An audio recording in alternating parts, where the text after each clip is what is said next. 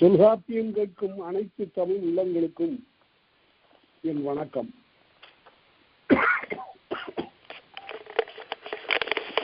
தொல்காப்பியத்தில் மூன்றாவதாக அமைந்த பொருளதிகாரத்தில் முதற்கண் உள்ள அகத்திணைகள் என்ற அந்த இயலை நாம் படித்துக் கொண்டிருக்கின்றோம். அகத்திணையில் தொடக்கத்திலிருந்து என்ன சொல்லுகிறது? திணை அகத்திணை 7 என்று கூறியது. முல்லை, குறிஞ்சி, மருதல், நெய்தல், பாலை, கைக்கிளை, பெருந்திணை என்பன அந்த 7. அதிலே முதல் 4 இருக்கின்றனவே. முல்லை, குறிஞ்சி, மருதம், நெய்தல் இந்த 4ற்கும் நிலம் உண்டு. பாலைக்கு நிலையாக நிலம் இல்லை. கைக்கிளை, பெருந்திணை என்ற 2ம் எல்லா நிலங்களிலும் நிகழக்கூடியன என்ற அந்த பகுப்பை முதற்கண் கூறினார். பிறகு மிக மிக இன்றியமையாத நிலையில் அகத்திணை என்று ஒன்று இருந்தால் ஒவ்வொரு திணைக்கும் அதற்கு உரிய முதற்பொருள், கருப்பொருள், உரிப்பொருள் என்ற 3ம் அமைய வேண்டும். அவற்றின் அடிப்படையிலேயே ஒரு பாட்டினுடைய திணை கருதப்பெறும். முதற்பொருள் என்பது நிலவும் பொருளும், கருப்பொருள் என்பது தெய்வம் முதலாகிய உணா, மா, மரம், புல், பறை, செய்தி, யாழ் ஆகிய எல்லாம் சேர்ந்த பேக்டிராப், இயற்கை சூழலும் பழக்க வழக்கங்களும் ஆகிய எல்லாம் கருப்பொருள் என்று சொல்லப்படும். உரிப்பொருள் என்பது மன உணர்ச்சி. இருவரும் இணைந்திருக்கக்கூடிய காலத்தில் பிறக்கின்ற பேரின்பமாகிய மகிழ்ச்சி, இருவரும் பிரிந்திருக்கக்கூடிய காலத்தில் ஏற்படுகின்ற பிரிவு, வருவான் என்று காத்திருக்கின்ற முல்லை, இன்னும் வரவில்லையே என்று இறங்கி இருக்கக்கூடிய நெய்தல் என்று உரிப்பொருள் இவ்வாறு மன உணர்ச்சியை காட்டும். இந்த அடிப்படையை வழங்கிக் கொண்டால் போதுமானது. அதற்கு பிறகு இப்ப அகத்திணையில் இன்றியமையாத ஒரு இடத்திற்கு வருகிறார்.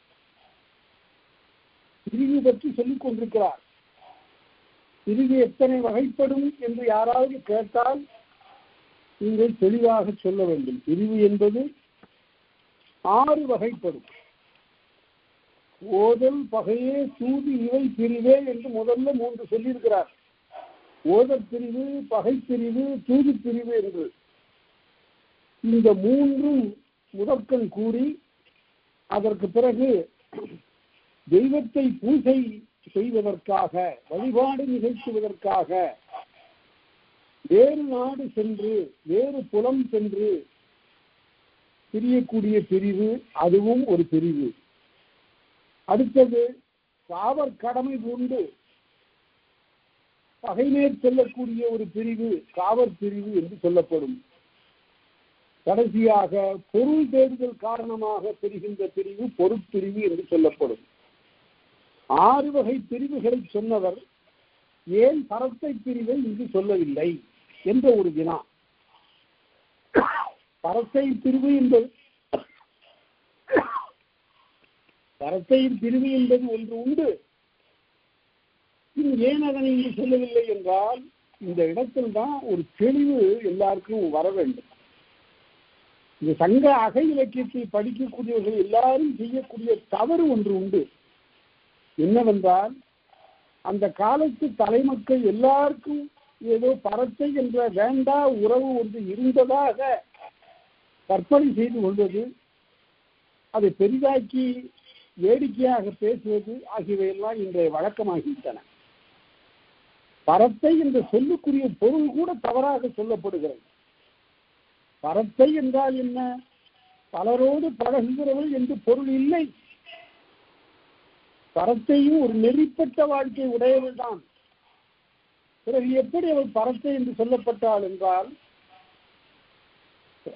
ஒரு கணவனும் மனைவியுமாக இருக்கக்கூடிய மக்கள், இல்லற கடமை பூண்ட மக்கள் 2 பேரும் வெளியே வருகின்ற காலத்து, கடைவீதிக்கு வருகின்ற காலத்து, கோயிலுக்கு வருகின்ற காலத்து, பிற இடங்களுக்கு, பொது இடங்களுக்கு வருகின்ற காலத்தில் எல்லாம் அவர்கள் மிக நாகரிகமாக பழகுவார்கள். பல இடங்களிலும் கலந்து பழகுகின்ற காலத்து மக்களோடெல்லாம் அன்போடு உறவாடுவார்கள். அவர்கள் 2 பேரும் ஆற்றிலே இறங்கி களியாட்டம் ஆடுவது என்பது இல்லை. அவர்கள் இருவரும் கணவன் மனைவியாக இருக்கக்கூடிய அவர்களுக்கு நாணம் மிகுதியாக இருக்கக்கூடிய நிலையிலேயே அவர்களுடைய பொது நிகழ்ச்சிகள் அமையும். ஆனால் பரத்தை என்பவள் பரந்துபட்ட ஒழுக்கமுடையவள். அது என்ன பரந்துபட்ட ஒழுக்கமுடையவள்? பரிபாடலை பாருங்க. பரிபாடல்ல தலைவன் பரத்தையோடு சென்று வையை நீர ஆடுவான். அப்போது பல வகையான காதல் செயல்களெல்லாம் இங்கு நிகழும். இவையெல்லாம் ஒரு இல்ல கிடத்தி இல்லத்தில் இருக்கக்கூடிய தலைவி செய்ய இயலாது. அதனால பரத்தை என்பால் பரந்துபட்ட ஒழுக்கமுடையவள். அதாவது நாண வரம்புகளை கடந்து தலைவனோடு பொது இடங்களிலே ஊடாடி மகிழக்கூடியவள் என்று பொருள். பறவை என்றால் கடல், அது பறந்து நிற்பது ஆதலின் அதுக்கு பறவைன்னு பேர். இடையினும் போடணும் பறவை. அதனால இந்த பரத்தை வீதியில வருகிறார். அப்ப தலைவனுடைய மகன் தெருவில் விளையாடி கொண்டிருக்கிறார். அவனுடைய முகச்சாயலை பார்த்தவுடனே இது தன்னுடைய தலைவனுடைய மகன் என்பதை உணர்ந்து கொண்ட பரத்தை அவனை தழுவி அவனை கொஞ்சி மகிழ்கிறார். அப்போது அதனை மறைந்திருந்து பார்த்து கொண்டிருந்த தலைவி, பிழையில்லை, நீயும் இவனுக்கு தாய்தான் என்று சொல்லுகிறார். அதுபோல சமயங்களில் தலைவியால் ஒத்துக்கொள்ளப்பட்ட உறவுடையவளாகவும் இந்த பரத்தை அமைகிறார். ஆகவே அப்படி ஒரு பரத்தையோடு நீண்ட காலம் உரைகின்ற தலைவன் ஒரு கால நிலையில் தன்னுடைய இல்லத்திற்கு திரும்புகிறார். அவ்வப்போது தன்னுடைய இல்லத்திற்கு திரும்புதலும் உண்டு. இவ்வாறு அந்த பரத்தை என்ற அந்த பிரிவு என்ன இருந்தாலும் கூட ஒருவனுடைய ஒழுக்கத்திற்கு உள்ள ஒரு மாசு, ஒரு குறை, ஒரு கரை. ஆகவே அந்த பரத்தை பிரிவை இந்த அகத்திணைகள்ல பேசக்கூடாது. அகத்திணைகள் என்பது அகத்திலே தோன்றுகின்ற காதலுக்கு இலக்கணம் கற்பிப்பது. அதுல போய் இந்த பரத்தை ஒழுக்கம் என்று சொல்லப்பட்ட மாசுபட்ட ஒழுக்கத்தை, குறைவுடைய ஒழுக்கத்தை, ஒழுக்கத்திலிருந்து வழுவிய நிலையை சொல்லுதல் அடாது என்ற கருத்துடையவராக தொல்காப்பியர். என்ன சிறப்பு பாருங்க. நாம நினைத்துக் கொண்டிருக்கிறோம் இதெல்லாம் தொல்காப்பியர் பரத்தை பிரிவை பற்றி பேசுவதெல்லாம் அகத்திணைகள்ல பேசி இருப்பாரோ. அப்படிலாம் அகத்திணைகள்ல ஒரு சொல்லலை. அதை கொண்டு போய் எங்க வைத்தார் என்றால் கற்பியல்ல வைத்தார். கற்பு வாழ்க்கையில அது எல்லா தலைவர்களுக்கும் இந்த பரத்தை பிரிவு என்பது உரியதில்லை. ஒரே வழி யாரோ சிலர் உள்ளத்தின் திட்பம் இல்லாத தலைவர்கள் சிலர் செய்த செயலை புலவர்கள் பெரிதாக்கி பாடுகிறார்கள். ஏன் பாடுகிறார்கள் என்றால் இந்த பரத்தை பிரிவு வேறு ஒன்றுக்கு பயன்படுகிறது. திருவள்ளுவர் தான் ரொம்ப அழகாக சொல்லுவார். நாம திருக்குறளை படித்தால் போதும், அவ்வளவு செய்திகளும் அதுல இருக்கின்றன. அறத்துப்பால், பொருட்பால், காமத்துப்பால். காமத்துப்பால்ல களவு, கற்பு ஆகிய எல்லாவற்றையும் பிழிந்து தருகிறார், சாரி பிழிந்து தருகிறார் திருவள்ளுவர். இப்படிப்பட்ட ஒரு அறச்சிந்தனையுடைய ஒருவரை, மாமரை வகுத்த பெருமுனிவனை வேறு எங்கும் காணாது. அவர் சொல்றார், பரத்தையை பற்றி சொல்லுகிறது, இல்லை தவறு அவர்க்காயினும் ஊடுதல் வல்லது அவர் அழிக்குமாறுன்னார். அதாவது தலைவன்கிட்ட எந்த குற்றமும் இல்லை, அவனுடைய நடத்தையில பிழை இல்லை, அவன் யாரையும் பிற மகளிரை போய் அவன் பார்க்கவில்லை, பிற ஒருத்தி சென்று அணையவில்லை. அப்படி இருந்தாலும் தலைவி அப்படி ஒருத்தியை இந்த தலைவன் சென்று அணைந்ததாக கற்பனை செய்து கொண்டு பேசுதல் உண்டு. அது எதற்காக? அது அங்கு ஊடல் வர வேண்டும். இந்த ஊடல் வந்தால் கணவனுக்கும் மனைவிக்கும் இடையே இருக்கக்கூடிய நெருக்கம், உறவு இன்னும் வலிமைப்படும். அதற்காகவாவது கற்பனையாக ஒரு பரத்தை படைத்துக் கொண்டு தலைவி பேசுவாள். அந்த மாதிரி இடங்கள் தான் நிறைய நடந்திருக்கு. இந்த அகப்பொருள் நுட்பத்தை சரியாக உணராதவர்கள் ஏதோ ஒவ்வொரு வீதியிலே இருக்கக்கூடிய தலைவர்கள், ஒவ்வொரு தலைவர் ஒவ்வொருவருக்கும் ஒரு பரத்தை உறவு இருந்தது, பரத்தையர் பலரோடு சார்ந்து வந்தார்கள் என்றெல்லாம் பேசுவது என்பது தமிழியத்தை சரியாக உணராத பாங்காகும். இதனால அந்த பரத்தையர் பிரிவு இங்கு சொல்லப்படவில்லை. கற்பியலிலே அது கூட அதிகமான இடம் கொடுக்கல. அங்கு பார்க்க போகிறோம். உலக நாகரிகங்களில் பண்பாட்டில் மிகச்சிறந்த உன்னதமான ஒரு பண்பாடு தமிழர் பண்பாடு. உலக நாகரிகத்தில் மிகச்சிறந்த விழுமிய ஒரு கட்டுக்கோப்புடைய ஒரு பண்பாடு தமிழர் பண்பாடு. தொல்காப்பியத்துல இப்ப டெல்லியில இருந்து ஒரு கட்டுரை கேட்டிருக்கிறாங்க. தொல்காப்பியத்தினுடைய சாறு பிழிந்து ஒரு 20 பக்கத்துல அதனுடைய நுட்பமெல்லாம் விளங்க ஆங்கிலத்துல ஒரு கட்டுரை கொடுங்கன்னு. அதற்காக நான் பல அரிய செய்திகளை புரட்டி பார்த்து கொண்டிருக்கிற போது தெரிகிறது, எழுத்ததிகாரங்கிறது எழுத்துக்கு நாம படிச்சிருக்கிற எழுத்ததிகாரம் சொல்லதிகாரம். எழுத்ததிகாரம் என்பது ஏதோ எழுத்துக்கு சொல்லப்பட்ட இலக்கணம் என்றும், சொல்லதிகாரம் என்பது சொல்லுக்கு இலக்கணம் சொல்லப்பட்டதென்றும் மேம்போக்காக சொல்லிவிடக்கூடாது. அந்த 2 அதிகாரங்களும் எவ்வளவோ உயர்ந்த பண்பாட்டு கூறுகளை எல்லாம் நமக்கு காட்டுது. ஒரு காலத்தில் உலகெங்கும் மனிதர்கள் இறந்து விட்டால் அவர்களை குடி தோண்டி புதைப்பதுதான் வழக்கம். பிரமிடிலிருந்து இன்னும் பல நாட்டு நாகரிகங்களிலும் காணப்படுகின்ற ஒரு செய்தி, மனிதன் இறந்தால் அவனை குடி தோண்டி புதைத்து விடுவது வழக்கம். சரி, அதுதானே தமிழ்நாட்டிலே இருந்திருக்கணும் என்றால் தமிழ்நாட்டில் 2 வகையாக நீங்கள் பார்க்கலாம். ஒன்று, புறநானூற்றுல 2 வருகின்றன. ஒருவன் சொல்லுகிறான், தலைவன் இறந்து விட்டான், அவனை அடக்கம் செய்வதற்குரிய தாழியை அவன் புகழுக்குரியதாக மிக பெரிதாக செய்ய வேண்டும் குயவனே. அது இந்த மண்ணிலே இருக்கக்கூடிய இந்த நில உலகத்தில் இருக்கக்கூடிய மண் முழுவதையும் திரட்டி வானத்தையே சக்கரமாக வைத்து ஒரு பெரிய களம் உருவாக்க வேண்டும் குயவனே, உன்னால் முடியுமான்னு கேட்கிறான். அவ்வளவு புகழ் படைத்தவன் என்று. அதனால ஒரு தாழியில் அடக்குதல் என்பது ஒரு வகையான அடக்கம் செய்கின்ற முறைமை. ஆனால் அதே சமயத்துல ஈம உள்ளரி என்று சொல்லி சுடுகாட்டிலே இறந்த பிணத்தை வைத்து கொளுத்துவது, எரிப்பது என்பது ஒரு முறை. இந்த 2 வகை முறையும் வழக்கிலே இருந்திருக்கின்றன. இவற்றை பற்றி ஆராய்கிற போது பல உண்மைகள் புலப்படும். தொல்காப்பியர் சொல்லுகிறார், ஈமும் கம்மும் உருவும் பர். அதுல ஈம் என்றால் ஈமம், இறுதி கடன் என்று பொருள்.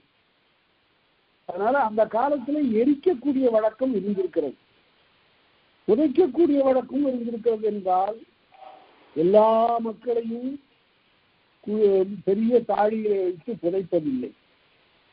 முதுமக்களை அவர்களுடைய வேண்டுகோளுக்கிணங்க உயிர் வாழுகின்ற போதே இனி ஆவது ஒன்றில்லை, உயிர் போக போகிறது, இந்த நிலையில் என்னுடைய தாழிகளை வைத்து புதைத்து விடு என்று முதியோர் கேட்டுக்கொண்டதற்கு இணங்க உறவினர்கள் உயிரோடு தாழியில் வைத்து அவர்களுடைய உடைமைகள் பலவற்றையும் அதிலே உள்ளடக்கி வைத்து அவர்களை புதைத்து விடுவார். மேலே தொப்பி மாதிரி ஒரு 2 கற்களை வைத்து அதற்கு மேல தொப்பி மாதிரி ஒரு கல் வைத்து விடுவார்கள். தொப்பிக்கல் என்பதற்கு பெயர். இறந்தோரின் நினைவாக இப்படிப்பட்ட கல் நடுதல் உண்டு. அதே போல வீர போரிலே இறந்துபட்ட ஆணிரைகளை கைப்பற்றி கொண்டு வருகின்ற வெற்றி போரிலே ஈடுபட்ட வீர மறவர்களுக்கும் கல் நடுதல் உண்டு. அவர்களையும் புதைத்து விட்டு கல் நடுதல் உண்டு. ஆனால் எளிய மக்கள், இயல்பாக இருக்கக்கூடிய மக்கள், அவர்கள் இறக்கின்ற போது இப்படி புதைத்தலும் நினைவு சின்னம் எழுப்புதலும் ஆகிய செயல்கள் இல்லை. அதற்கு மாறாக ஈம ஒள்ளெறி படுத்தி அவர்களை கொண்டு போய் எரிப்பதுதான் வழக்கம். கோட்டம்பலத்துக்கு மாக்கோதை என்ற ஒரு சேர அரசன் தன்னுடைய மனைவி இறந்ததை பாடுகிற போது, இந்த ஈம ஒள்ளெறியிலே கொண்டு வந்து உன்னை வைத்து நான் எரிக்கிறேன், உன்னை எரித்த பிறகும் கூட நான் இன்னும் வாழ்கிறேனே, இது என்ன அவலம், நான்கர் வாய்ந்தனர் மடந்த இன்னும் வாழ்தல் என்னிவன் பண்பு. என்ன பண்பு இருக்கு எனக்கு? நானும் உன்னோட இறந்து போயிருக்க வேண்டாம்? உன்னோடு வாழ்ந்தது உண்மை என்றால், உன்னோடு இத்தனை ஆண்டு காலம் ஒன்றாக குடும்பம் நடத்தியது உண்மை என்றால், நான் இப்போது உனக்கு ஈம உள்ளறிவு நிகழ்த்தி கொண்டிருக்க வேண்டுமா? ஞானம் உடன் இறந்திருக்க வேண்டாமா? என்ன என்னுடைய பண்பு என்று சொல்லுகிறான். அதனால எரிவாய்ப்படுத்துதல் என்பது எல்லாருக்கும், பலருக்கும் பெரும்பாலும் உள்ளவருடைய செயல். இதை எதுக்காக இவ்வளவு விரிவா சொல்றேன்னா, ரொம்ப இன்றியமையாத ஒரு குறிப்பதில் இருக்கு. இதை போல எரிப்படுத்துகின்ற வழக்கம் எங்கு இருந்தது என்றால் சிந்து வெளியில் இருந்தது. சிந்து வெளியில் வாழ்ந்த மக்களிடையே இறந்தவர்களை எரிக்கிற வழக்கம் இருந்தது என்று நாம் அறிந்து கொள்வோம். அந்த எரிக்கின்ற வழக்கத்தினாலே அவர்கள் தமிழர்கள் என்பது, தமிழருடைய மூதாதையர் என்பது தெளிவாக விளங்கும். அந்த பழக்கத்தை, அதே போல பல பழக்கங்கள் சங்க இலக்கியத்தில் காணப்படுகின்ற பழக்கங்கள் எல்லாம் சிந்து வெளியிலும் காணப்படுகின்றன. அதனால 4 அறிஞர்கள் மிக ஆழமாக ஆராய்ந்தவர்கள். சர்தார் மார்ஷல் என்று ஒருவர், ஃபாதர் ஹீராஸ் என்று ஒருவர், அஸ்கோ பார்போலா என்று ஒரு அறிஞர், நம்ம தமிழ்நாட்டை சார்ந்த ஐராவத மகாதேவ், இந்த 4 இந்த பண்பாட்டு கூறுகளை எல்லாம் ஆராய்ந்து இது சிந்து வெளியிலே உள்ள நாகரிகம் தமிழர் நாகரிகம் என்று அறுதியிட்டு உறுதிபட கூறினார்கள். ஆனா சிந்துவெளி நாகரிகம் தமிழர் நாகரிகம் என்று எல்லா ஆராய்ந்து எழுதி முடித்த பிறகும் கூட வரலாற்றை மாற்றி போடுகின்ற வகையில் பல பேர் சிந்துவெளி நாகரிகம் தமிழருடையது அல்ல என்றும், அது அயலவர் நாகரிகம் என்றும், ஆரிய நாகரிகம் என்றெல்லாம் தவறாக பிழைபட கூறிக்கொண்டிருந்த காலம் உண்டு. வரலாற்றை தலைகீழாக புரட்டி எழுதக்கூடாது. அதனால அப்படி பார்த்தோம். இதெல்லாம் நிறைய செய்திகள் ஆராய்ந்து பார்த்தால் தொல்காப்பியம் தான் அதுக்கு நிலைக்களம். தொல்காப்பியம் பற்பல செய்திகளை உணர்த்துகிறது. இந்த இடத்துல பாருங்க, 29வது நூற்றாண்டு, தானே சேரலும், நாட்டினுடைய எல்லையிலே இருக்கக்கூடிய பகை ஒரு அரசனுடைய அரண்மனையின் வாயிலை வந்து தட்டுகிறது. நான் உன் மீது படையெடுத்து வருகிறேன். அப்போது வேந்தன் தானே போவதும் உண்டு. அந்த பகையை ஒருப்பதற்காக தானே போவதும் உண்டு. அல்லது தன்னுடைய தானை தலைவனையோ தன்னுடைய நண்பரையோ, குறுநில மன்னனாக இருக்கக்கூடிய தனக்கு இனியவனையோ அந்த பகையை சென்று சந்திப்பதற்காக அனுப்புவது உண்டு. தானே சேரலும் தன்னோடு சிவனி ஏனோர் சேரலும்.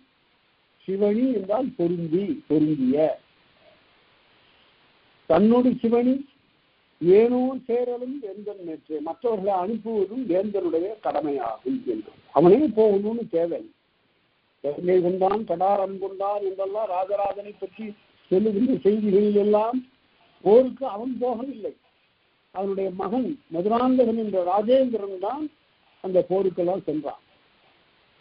ஆனாலும் அவையெல்லாம் ராஜராஜனுடைய வெற்றிகளாகவே சொல்ல, அவனுடைய காலத்தில் நிகழ்ந்த ஆதலில் அவனுடைய வெற்றிகளாகவே சொல்லப்படும். இதெல்லாம் ஒரு வரலாற்றில் இருக்கக்கூடிய ஒரு முறைமை. அவனுடைய மெய்கீர்த்தியை பாருங்க, பார்த்தா எல்லா ராஜராஜனுடைய வெற்றியாகவே சொல்லப்படும். அவனுடைய மகன் தான் போய் வெற்றி கொண்டு வந்தான் என்றாலும் கூட அவனுடைய காலத்தில் நிகழ்ந்த வெற்றிகள் எல்லாம் அவனுடைய வெற்றிகளாக கருதப்படும். ஒரு திருமலை மன்னர் மதுரை ஆண்டார். அவர் தெலுங்கை தாய்மொழியாக கொண்டவர். அறவும் அத்வானம்னு சொல்லிட்டார் ஒரு காலத்துல. இன்னையா இருக்கு தமிழ்ல இருந்து. உடனே ரொம்ப சினமுற்று சுப்பிரதீப கவிராயர் பாடுகிற போது தொந்தி வடுகன் சுகித்தானோன்னு பாடினார். இந்த வடுக மொழியை தாய்மொழியாக உடைய வயிறு பறித்த இந்த அரசன் நலமாக இருப்பானான்னு கேட்டார். தமிழை சொன்னது அவருக்கு பொறுக்கல. அந்த திருமலை மன்னர் தானே போருக்கு போகிற வழக்கம் அவர்கிட்ட கிடையாது. அவர் வீரர் அல்லர். அந்த நுட்பம், அந்த வரலாற்று நுட்பம் பல பேருக்கு தெரியாது. அவர் எந்த போருக்கும் திருமலை மன்னர் போகல, மற்றவர்களை தான் அனுப்புவார். கடைசி காலத்தில் அவர் படுத்த படுக்கையாக இருக்கிற போது மைசூர் அரசன் கந்தர்வ நரசிம்ம ராஜா என்பவன் வந்து போர் கொடுத்து வந்துட்டான். அந்த போரை பற்றிய செய்திகள்லாம் ஏராளமாக இருக்கின்றன. மூக்கறுப்பு போர்னு பேர் அது. அப்படி ஒன்று நடந்தது. மைசூர்காரன் என்ன செய்வான், தமிழ்நாட்டுக்காரனுடைய மூக்கெல்லாம் அரிச்சிடுவான். அதுக்குன்னே ஒரு கருவி வச்சிருந்தான், நான் கையில கம்பி மாதிரி. அதை வச்சு படையெடுத்து வந்தவர்களை தான் கைப்பற்றி கொண்டு வந்து மூக்கில் அந்த கம்பியை இட்டு மூக்கு அறுத்துறது. அதாவது எங்களுடைய படையெடுப்பில் இவர்களெல்லாம் தோற்றவர்கள் என்று அடையாளம் காட்டுவதற்காக செய்யக்கூடிய கொடுமையான செயல். அப்படிப்பட்ட செயலை செய்த அந்த மைசூர் படையை எதிர்ப்பதற்காக யாரை அனுப்புவது என்று திருமலை மன்னர் குழம்பி நின்ற போது ரகுநாத சேதுபதி என்ற சேதுபதி அரசனை பார்த்து கேட்டார், எனக்கு உதவி செய்ய வேண்டும். அது அவரு கேட்கல, திருமலை மன்னருடைய பட்டத்து மனைவி கேட்டார்.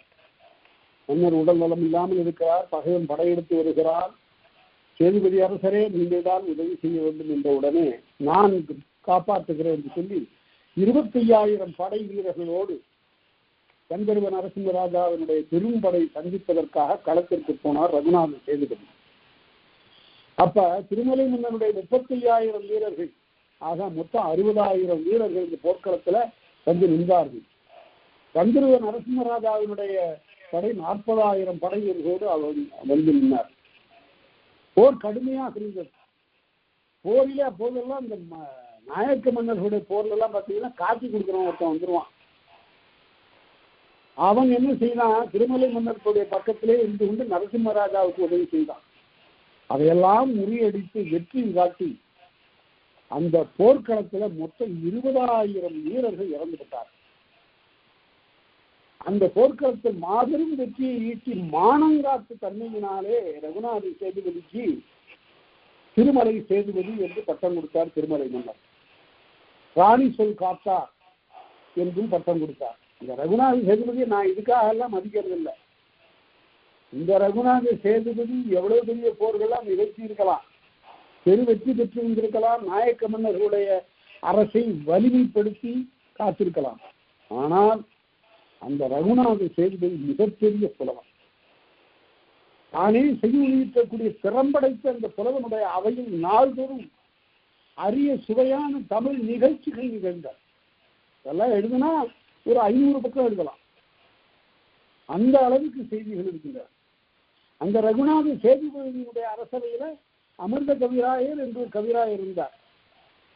எல்லா புலவர்களும் உட்கார்ந்து கொண்டிருக்கின்ற காலத்துல ஒரு நாள் அரசர் கேட்டார், இந்த கோவை என்று ஒரு இலக்கியம் இருக்கிறது, அதில் 400 துறைகள் இருக்கின்றன, ஒவ்வொரு செயலையும் ஒவ்வொரு துறை குறிப்பிடும்.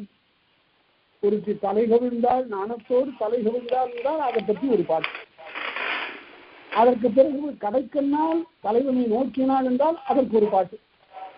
இப்படி 400 நிகழ்ச்சிகளுக்கு 400 பாடல்கள் பாடுவதுதான் கோவையினுடைய இலக்கணம். அப்போது ஒரு புலவர் கேட்டார், ஒரே துறையை பற்றி நாணி தலைகவிழ்தல் என்ற ஒரு துறையை பற்றி அல்லது வேறு ஏதாவது ஒரு துறையை பற்றி 100 பாட்டு பாட முடியுமா அப்படின்னு கேட்டார். நன்றாக கவனியுங்கள் நண்பர்களே, ஒரு துறையை பற்றி 100 பாடல்கள் பாட முடியுமா? பாட முடியாதுதான். என்ன, ஒரு பெண் வெட்கத்தினாலே தலைகவிழ்ந்தாள் என்று சொல்வதை 400 பாட்டு எப்படி பாடுறது? 100 பாட்டு எப்படி பாடுறது? அமிர்த கவிராயர் சொல்லுவதற்கு சொன்னார், நான் 100 பாடுவேன். அவர் சொன்னது நான் 100 பாடுவேன். உடனே எதுக்கு இருந்த புலவர், அவரை வீழ்த்த கருதிய புலவர், ஓஹோ நீங்க 400 பாடுவீங்களா அப்படின்னு கேட்டார். ஐயா ஐயா, நான் 100 பாடுவேன்னு தானே சொன்னேன். இல்ல இல்ல, வார்த்தை மாற்றக்கூடாது, 400 பாட்டு பாடணும். சரி பாடுறேன் அப்படின்னு சொல்லிட்டு அவர் 400 பாடல்கள் நாணி தலைகவிழ்தல் பற்றி, நாணி கண் புதைத்தல், 2 கையாலையும் முகத்தை போய் அப்படி பொத்துக்கிற அந்த ஒரு நிகழ்ச்சியை பற்றி 400 பாட்டு பாடியிருக்கார். அது இந்த பாடல்கள்லாம் சொன்னா ரொம்ப சுவையா இருக்கும். நம்ம தொல்காப்பியம் நடக்கணும், அதனால அதெல்லாம் சொல்லலைன்னா. ஆனால் அந்த இலக்கியத்தை நீங்க எப்பயாவது வாய்ப்பு கிடைக்கும் போது பாருங்க, ஒரு துறை கோவைன்னு பேர் இருக்கு. பாடியவர் அமிர்த கவிராயர். இவனுக்கு பேர் நாணிக்கண் புதைத்தல். இந்த நாணிக்கண் புதைத்தல் என்பது பற்றி 400 பாடல்கள் பாடியது. அற்புதமான பாடல்கள். அந்த இலக்கியம்லாம் இன்னைக்கு யாருடைய கையிலையும் இல்லை, படிக்கிறதும் இல்லை. இதையெல்லாம் பெரும் புலமையை உடையவர்கள் அவ்வப்போது அறிந்து படிக்கக்கூடிய நிலையெல்லாம் இருக்கின்றன. நல்ல வேலையா அது உயிரோடு இருக்க அந்த இலக்கியம் எங்கேயோ ஒரு நூலகத்தில் எங்கேயாவது இருக்கும்.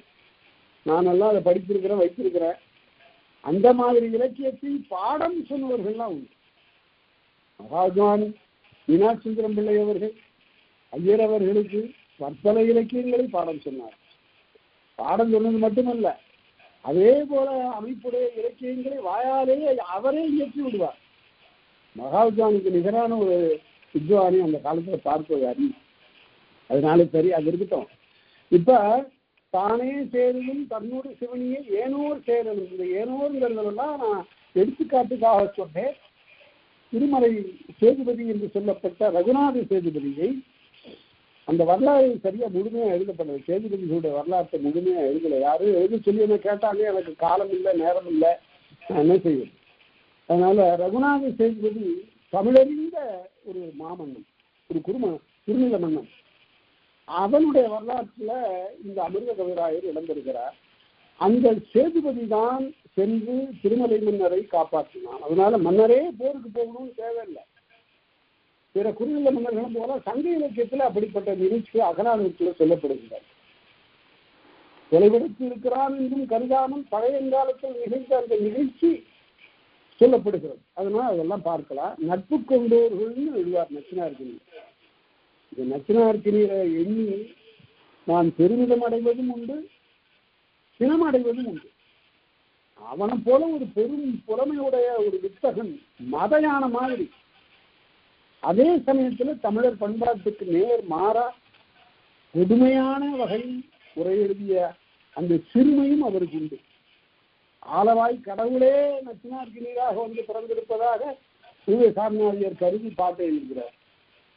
உச்சிமேல் புலவர்கள் நச்சினார்கினியர் என்றும் நச்சினார்கினியின் எச்சில் நருந்தவன் நுகர்வர் நல்லோர் என்றும் அவருடைய பெருமையை பேசுவது வழக்கம். அந்த நச்சினார்கினியர்களுக்கு உரை எழுதுகிற போது நட்பு கொண்டவர்களை போருக்கு அனுப்புதலும் ஒரு தலைவனுடைய வழக்கம் என்று குறிப்பிடுகிறார். சரி, அதனால அடுத்தது பார்த்தோம்.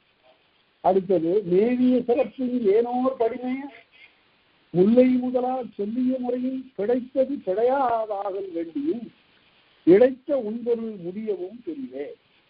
ஓதல், பகை, தூது என்ற 3 பிரிவுகளை பற்றி மட்டும் சொன்ன தொல்காப்பியர் இந்த 30வது நூற்றாண்டில் மேலும் 3 பிரிவுகளை சொல்லுகிறார். அது என்ன? மேவிய சிறப்பின் ஏனோர் படிமைய, தெய்வ மற்ற அதாவது 4 வகை நிலத்தில் முல்லை முதலால் சொல்லிய முறையால் தேவிய சிறப்பின் மிக்க சிறப்புடைய தெய்வ பூசை காரணமாக, ஏனோ தெய்வங்களின் பூசை காரணம் படிமைனாவே தெய்வ ஒழுக்கம் என்று பொருள். விரதம், நோன்பு, மேலோரை வழிபடுவதற்காக அமைந்த அந்த நோன்பு காரணமாக பிரிகின்ற பிரிவு ஒன்று தேவரத பூசை. பூசைங்கிறது எப்படி வந்ததுன்னா, பூவால் செய்யப்படுவது பூசை. அதுவே அப்புறம் பூசைனாயே அப்புறம் பூஜைனாய். வடமொழியில பூஜாங்கிறதுக்கு ஒன்றும் அதுல வேறு இல்லை. பூசை தலம்பூவோடு தூவும் மறந்தறியேன் என்னாவில் நின்னாமும் மறந்தறியேன் என்று திருநாவுக்கரசர் சொல்லுவார். அதனால பூக்களால் செய்யப்படுவது என்று பொருள். அந்த தேவர் பூசை காரணமாக பிரிகின்ற பிரிவு ஒன்று. அது எங்க நிகழும்? முல்லை முதலால் சொல்லிய முறையால் 4 நிலத்திலும் அது நிகழும். முல்லை, குறிஞ்சி, மருதம், நெய்தல் ஆகிய 4 நிலத்தில் இருக்கக்கூடிய மக்கள் கடவுளை வழிபடுவதற்காக, கடவுளின் படிமங்களை வழிபடுவதற்காக பிரிகின்ற பிரிவு 4வது பிரிவு. அடுத்தது பிழைத்தது பிழையாதாகல் வேண்டியும் காவற் பிரிவு. காவற் பிரிவு என்பது என்ன? அரசன் பொருட்டாக பகைமேல் செல்கின்ற பிரிவு. அது காவல் காக்கின்ற எல்லையை காவல், பார்டர் செக்யூரிட்டி போர்ஸ் மாதிரி காவல் பொருட்டாக பிரிகின்ற பிரிவு. அடுத்தது பொறுப்பிரிவு. இந்த பொறுப்பிரிவுல சற்று கவனமாக நீங்கள் கருத வேண்டிய ஒரு இடம் இருக்கிறது. எதுக்காக பொருள்ங்கிற ஒரு வினாவை எடுத்துக்கொள்ளுங்கள். சங்ககால தலைமக்கள் பொருளை ஈட்ட வேண்டும் என்று ஏன் போனார்கள், எதற்காக அந்த பொருள் பயன்படும் என்று. அதுதான் ரொம்ப இன்றியமையாதது. நல்ல நலமாக வாழ்வதற்குத்தான் இந்த பொருள் என்ற கருத்து சங்க இலக்கியத்தில் இல்லை. வாழ்க்கைக்கு பொருள் வேண்டும் என்றவர்கள் கருதினார்கள், அதிலே பிழை இல்லை. அது மட்டுமன்று பொருளீட்டலின் நோக்கம். பிறகு வேற என்ன? அறம் செய்வதற்காக. எல்லோர் இறந்த காலத்து அவர்களுக்கு அளிக்க வேண்டும் என்பதற்காக, அவர்களுக்கு இல்லை என்று சொல்லுகின்ற இழிவு வரக்கூடாது என்பதற்காக. அதை கலித்தவர்களுடைய 9வது பாட்டு ரொம்ப அருமையாக விளக்கி சொல்லு. அறங்களை பிரியாத ஒரு ஆறு அது என்று அவரை பேசு. அதனால அப்படி பொருளை ஈட்டுதல் என்பது ஒரு சமுதாய கடன். அந்த சமுதாய கடனுக்காக தன்னுடைய வருவாயில் ஒரு பகுதியை எவ்வாறு கொடுப்பது வழக்கம். பொருளை நிறைய கொண்டு வந்து குவித்து நலமாக வாழ வேண்டும், தானே வாழ வேண்டும் என்ற நோக்கம் இல்லை என்பதை பெருஞ்சித்திரனாருடைய புறநானூற்று பாட்டு நமக்கு காட்டும். இன்னயந்துரைனர்க்கும் நீ அயந்துரைனர்க்கும் சன்மான் கற்பின் கிளைமுதலோர்க்கும் எல்லோருக்கும் கொடுமதி மனைகளவோ. எல்லாருக்கும் கொடு. எங்கிருந்து வந்து தெரியல, இது குமணன் கொடுத்த பெரிய வளம். இத நமக்கென்று வைத்துக் கொள்ளாமல் எல்லோருக்கும் கொடு. யாராருக்கு கொடுக்கணும்? உன்னை விரும்புகிறவர்களுக்கும், நீ விரும்புகிறவர்களுக்கும், உன்னுடைய சுற்றத்தாருக்கும், பிறர்க்கும், எல்லாருக்கும் கொடு நீ சொல்ற. அதனால இந்த கொடை உள்ளம் மிக இனிமையானது. அருமையான ஒரு பாட்டு, உங்களுக்கு எல்லாருக்கும் தெரிந்த பாட்டு தான். ஆனா அந்த தெரிந்த பாட்டுக்கு நான் சொல்லுகின்ற பொருள் வேற. சித்திரமும் கைப்பழக்கம், செந்தமிழும் நாப்பழக்கம், வைத்ததொரு கல்வி மனப்பழக்கம், நித்தம் நடையும் நடைப்பழக்கம், கொடையும் தயையும் பிறவி குணம். இந்த பாட்டு மிகச்சிறந்த ஒரு பாட்டு. இக்காலத்து நீதி நூல்கள் 7 நீதி நூல்களை இந்த இளம் பிள்ளைகளுக்கு வீட்டில் சொல்லிக் கொடுத்தால்தான் தமிழ் பண்பாட்டுக்கு சரியான அடிவாரம் அமையும். எளிய சொற்கள்ல இந்த நீதி நூல்களை சொல்லியிருக்கிறார்கள். ஔவையார் முதலானவர்கள், அதிவீரராவ பாண்டியர் முதலானவர்கள் எல்லாம் இந்த 7 நூல்களை நமக்கு தந்திருக்கிறார். ஒப்பற்ற 7 நூல்கள். அதை படித்தா பிள்ளைகளுடைய உள்ளத்துல வாழ்வாழ்ந்து வாழ்கிற நெறி மனத்தில் பதியும். படம் வாங்கக்கூடாது, இன்னொரு பாட்டு சொல்லு. ஆன முதலில் அதிகம் செலவாகக்கூடாது என்று ஒரு பாட்டு சொல்லுகிறது. 7 நீதி நூல்களை யார் படிக்கிறாங்க? எங்க ஆசிரியர்களுக்கு பேர் வச்சாரு 7 இளந்தமிழ். அதாவது இளைய வயதுல கற்க வேண்டிய 7 தமிழ் நூல்கள். இந்த 7 தமிழ் நூல்கள் 7ஐயும் பார்த்தா எவ்வளவு மொத்தம் என்ன விலை? ஒவ்வொன்றும் அந்த காலத்துல 10 பைசாவுக்கு போட்டார். இப்போ 1 ரூபாய் 2 ரூபாய் அளவுக்கு அதெல்லாம் கிடைக்குது. ஒரு 50 ரூபாய் செலவழித்தா இந்த 7 நூல்களை வீட்டுக்கு வரும். ஆனா அதுவும் முடியாத நிலையில என்ன பண்றதுன்னு சிந்திச்சாரு ஒருத்தர். ஒரு பணியிலிருந்து ஓய்வு பெற்ற ஒரு எழுத்தர், அவர் தமிழ்நாட்டில் இருக்கிறார். இப்ப அவருக்கு 60 வயதாகி பணியிலிருந்து ஓய்வு பெற்ற உடனே இந்த நாட்டிற்கு, மக்களுக்கு, பிள்ளைகளுக்கு ஏதாவது செய்ய வேண்டும் என்று நினைத்தார். உடனே தன்னுடைய ஓய்வூதியத்தில் என்ன பண்ணாரு, இந்த 7 இளந்தமிழை ஒரு சிறிய புத்தகமாக முழுக்க எல்லாத்தையும் திரட்டி அச்சு போட்டார். அச்சு போட்டு 10,000 படிகள் அச்சு போட்டார். அவ்வளவு காசு செலவு போட்டு சுண்டலை கொடுப்பது மாதிரி, கோயில்ல சுண்டல் கொடுக்கறது மாதிரி எதிர்ப்பட்டவர்களுக்கெல்லாம் கொடுத்தாரு.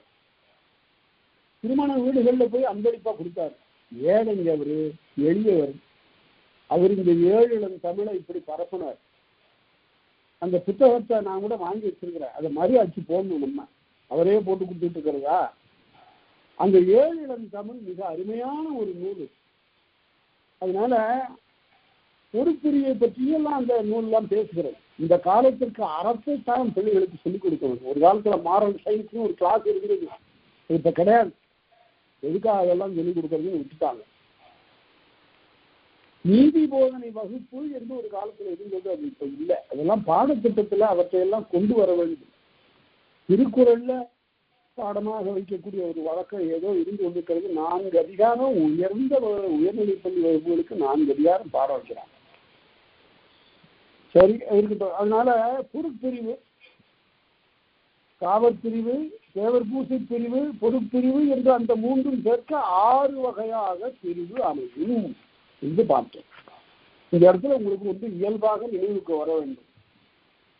தேவரது பூசை காரணமாக தெரிகின்ற பிரிவுக்கு ஒரு நல்ல எடுத்துக்காட்டு வேண்டும். சொல்லுங்கள் என்றால் எதை சொல்லுவது? கண்ணகி என்ற ஒரு பெண் தெய்வத்திற்காக வடநாட்டில் சென்று இணையத்திலே கல் கொண்டு வர வேண்டும் என்று சென்ற செங்குட்டுவனுடைய அந்த பயணம் இந்த தேவரது பூசை காரணமாக பிரிவு. அங்கே போய் அவன் பார்த்தான். அந்த சிலப்பதிகாரத்தில் என்ன பெரிய நுட்பம்னா, வஞ்சி காண்டம்னு ஒரு காண்டம், 3வது காண்டம். தொல்காப்பியத்தில் பொருளிகாரம் மாதிரி அந்த வஞ்சி காண்டம். அந்த வஞ்சி நகரில் நிகழ்கின்ற நிகழ்ச்சிகளை எல்லாம் அவர் வஞ்சி காண்டம்னு சொன்னார்.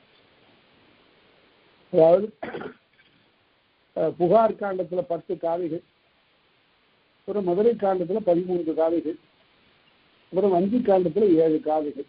அது என்ன 7 காவிகள்? முதல்ல காட்சி காதை, அப்புறம் கால்கோட்காதை, நீர்ப்படை காதை என்று இந்த 7 காதைகளை சொல்றதெல்லாம் என்னன்னு பார்த்தா, தொல்காப்பியத்துல புறத்தடையில நம்ம படிக்க போறோம்.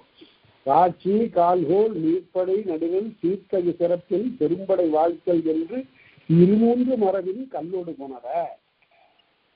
போய் ஒரு கல்லை பார்க்கறது, அந்த கல்லை எடுக்கிறது, அப்புறம் நீராட்டுறது, அப்புறம் கொண்டு வந்து ஒரு இடத்துல நிறுத்துவது, அதற்கு பிறகு அதற்கு வழிபாடு செய்வது, இதையெல்லாம் யாருக்கு? இதையெல்லாம் போரிலே இறந்த ஒரு வீரனுக்கு. இதையெல்லாம் ஆணிரைகளை மீட்டு கொண்டு வருகின்ற ஒரு வீரனுக்கு நிகழ்த்தக்கூடிய வழிபாட்டு செயல்களாகும். இத புரட்சிக்காரராகி இளங்கோவர்கள் என்ன செய்தாரு? அது என்ன வீரருக்கு தான் நிகழ்த்தணுமா? கண்ணகிக்கு செய்யக்கூடாத? கண்ணகி மாபெரும் பத்தினி. ஆகவே அவளுடைய வழிபாட்டுக்குரியதாக இந்த 7 பேரை வச்சுருவாங்க அப்படின்னு என்ன பண்ணாரு? காட்சிக்காதை, கால்கோட்காதை, நீர்ப்படைக்காதை, நடுகற்காதை, வாழ்த்துக்காதை, வரந்தருகாதை என்று 7 காதைகளை அவரு சிலப்பதிகாரத்தினுடைய இறுதி காதைகளாக அமைத்தார். அது பெரும் புரட்சி. அதற்கு வழிகாட்டியவர் தொல்காப்பியர். சங்கிலி தொடர் மாதிரி வருது பாருங்க. தொல்காப்பியத்திலிருந்து சங்க இலக்கியம், சங்க இலக்கியத்திலிருந்து சிலப்பதிகாரம், சிந்தாமணி என்று அப்படியே தொடர்ந்து சங்கிலி தொடர் போல ஒரு 20-25 நூற்றாண்டுகளாக தமிழ் தொடர்ந்து வந்திருக்கிறது. இப்பதான் தேங்கி நிற்குது. எங்க தேங்கி நிற்குது? பெரிய பெரிய கல்வி கழகங்களில், பல்கலைக்கழகங்களிலெல்லாம் தமிழ் இப்போது தேங்கி நிற்கிறது. 11 சொல்லுகிறான், ஆழமான கிணறு. அந்த கிணத்துல ஒரு சிறிய சொம்பு தான் போய் கீழே போய் தண்ணீரை கொண்டு கொள்கிறது. அது எப்படி இருக்கிறது என்றால், கிணற்றின் அளவுக்கு விடப்படுகின்ற தாம்பு கயிறு, கயிறு குறு முகவை. ரொம்ப தொலைசாம்பில் அந்த இடத்துக்கு ரொம்ப அருமையா ஒரே இல்லை. அது இந்த கயிற்றை விடுகிற போது குறு முகவை, அது தண்ணீரை முண்டு கொள்கின்ற அந்த களம் ரொம்ப சிறியதாக இருக்கு. ஏன்னா கிணற்றினுடைய இடைவெளியே ரொம்ப சிறியது. உள்ளார இருக்கிற தண்ணீர் ரொம்ப சிறியது. இந்த தஞ்சாவூர்ல இப்பவும் இப்படிதான். கிணற்றுலாம் பார்த்தா 300 அடிக்கு கீழே தான் இருக்கும் தண்ணீர். அந்த காலத்துல அப்படியே சிறு குகை மாதிரி இருக்கும் தண்ணீர். அது ஒருத்தர் வேடிக்கையா சொல்லுவார், கிணத்துல விழுந்துட்டியாடான்னு கேட்டாரா? இல்லை, விழுந்துகிட்டே இருக்கேன் நான். அவ்வளவு ஆழத்துல இருக்கு தண்ணீர். அது போல அவர் ரொம்ப அருமையாக அந்த இடத்த சேரன் செங்குட்டுவன் அவ்வாறு போருக்கு சென்று வடநாட்டை நிகழ்த்திய அந்த போர் தொல்காப்பிய இலக்கணப்படியாக சிலப்பதிகாரத்தில் சித்தரிக்கப்பட்டிருக்கிறது என்பதை சிந்தித்து பார்க்க வேண்டும். சரி, அடுத்தது மேலோர் முறைமை நால்வர்க்கு உரித்தே. இந்த மேலோர் என்றால் தெய்வம். இந்த தெய்வங்கிற இடத்துல அந்த சொல்லுக்குரிய பொருளை சரியாக உணராமல் நிறைய பேர் இருக்கிறாங்க. நான் யாரையும் குற்றம் சாட்டல, யாருடைய படிப்பையும் நான் குறை சொல்லலை. ஆனால் தெய்வம் என்றால் கோயில் இருக்கிறது தெய்வம் தான். அங்க லிங்கமாக இருப்பது தெய்வம், அங்கு மகாவிஷ்ணுவாக திருமாலாக இருப்பது தெய்வம். அது தெய்வம் என்பதற்கு என்ன பொருள் என்றால் உருவம் என்று பொருள். கடவுள் என்பது வேறு, தெய்வம் என்பது வேறு. கடவுள் என்பது எல்லாவற்றையும் கடந்து உருவம் புலனாகாமல் இருக்கக்கூடிய ஒரு பேராற்றல். தெய்வம் என்பது அந்த பேராற்றலை மக்களுடைய கண்ணுக்கு புலப்படும்படியாக சிற்பிகளை அமைத்திருக்கக்கூடிய ஒன்று, ஓவியமாக தீட்டி இருக்கக்கூடிய ஒன்று. அதுதான் தெய்வம். இது எங்க இருக்கு ஆதாரம்னு நீங்க கேட்கலாம். யாதொரு தெய்வம் கொண்டீர் அத்தெய்வமாகி மாதுருபாகனார்தான் வருவார் என்று சைவ சித்தாந்தத்தில் சொல்லுவார். என்ன நீங்க உருவம் கொண்டாலும் சரி, கல்லா கொண்டாலும் சரி, அல்லது மண்ணா கொண்டாலும் மலையா கொண்டாலும் எதா கொண்டாலும் சரி, அங்கே மாதுருபாகனார் வருவார், அந்த உருவத்துல சிவபெருமான் வந்து தோன்றுவார் என்று சொன்னார். அதனால தெய்வம் என்பதற்கு கடவுளின் உரு என்று பொருள். அந்த தெய்வத்தை வழிபடுவதற்காக, மேலோராகிய தெய்வங்களை வழிபடுவதற்காக செல்லுகின்ற முறைமை நால்வர்க்கும் உரித்தே. இந்த நால்வர்க்கும் இருக்குது இயல்பா பொருள் சொல்லக்கூடாதா? நச்சினாருக்கு நீர் சொல்றது மாதிரிதான் சொல்லணுமா? அந்த மாதிரி அரசர் 2 வகை வேளாளர் சொல்லிட்டாரு, வணிகரை நீக்கிட்டார். ஏன்னா வணிகர்களுக்கு பொறுப்பிரிவு ஓதப்பட்டிருக்கிறது என்பதனால 2 வகை வேளாளர் யாரு அப்படின்னா, நிலம் வச்சு சொந்தமா நிலம் வச்சிருக்கிற ஒரு வேளாளர், அவன்கிட்ட கூலிக்கு பயிர் செய்கிறவன் இன்னொரு வேளாளர். உழுது உண்பான் உழுதித்து உண்பான் தான். இந்த 2 பேரை பற்றியெல்லாம் ரொம்ப சுவையான பாடல்கள் நூல்கள் எல்லாம் இருக்குதுன்னா பின்னாடி பார்ப்போம். அதனால 2 வகை வேளாளர் நச்சினார். இங்க கொண்டு வந்து வருணத்தை புகுத்த வேண்டிய தேவை இல்லை. மேல சொன்ன நூற்பாவுடைய தொடர்ச்சியாக தானே வருது. இங்க ஒரு நேர்மையாக சிந்திக்க வேண்டாமா? மேலோர் முறையில் 4 அது யாரு 4? அப்பர் சம்பந்தர் சுந்தரர் மாணிக்காதரா? 4 முடித்தன்னு முல்லை குறிஞ்சி மருதம் நெய்தல் என்ற 4 நிலத்தம்.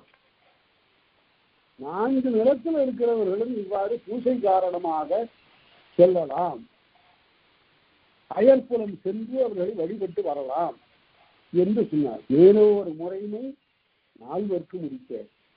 அதாவது ஒரு நூற்பாவை படிக்கிற போது முன்னே நூற்பாவில் என்ன சொல்லப்பட்டிருக்கிறது என்பதனை தழுவி பொருள் சொல்ல வேண்டும். அப்படிதான் அடியோர் வாங்கினும் விரைவலர் வாங்கினும் கடிவரையில புறத்து என்மனார் புலவர் என்ற நூற்பாவுக்கு பேராசிரியர் தே ஞானசுந்தரம் அவர்கள் முன்னே நூற்பாவை கொண்டு பொருள் சொன்னார். அதுதான் சிறந்த உரை. அதுவரையில தடுமாறி கொண்டிருந்த நிலையில ஒரு தெளிவான உரை. கடிவரையில எல்லாதாவது உரிப்பொருள் என்பது எல்லாருடைய காதல் வாழ்க்கையிலும் இடம்பெறுது. அதைத்தான் அந்த நூற்பா சொல்லுவது. தொடர்ச்சி முன்னே நூற்பாவை பார்க்காமல் உரை எழுதுவது கூடாது.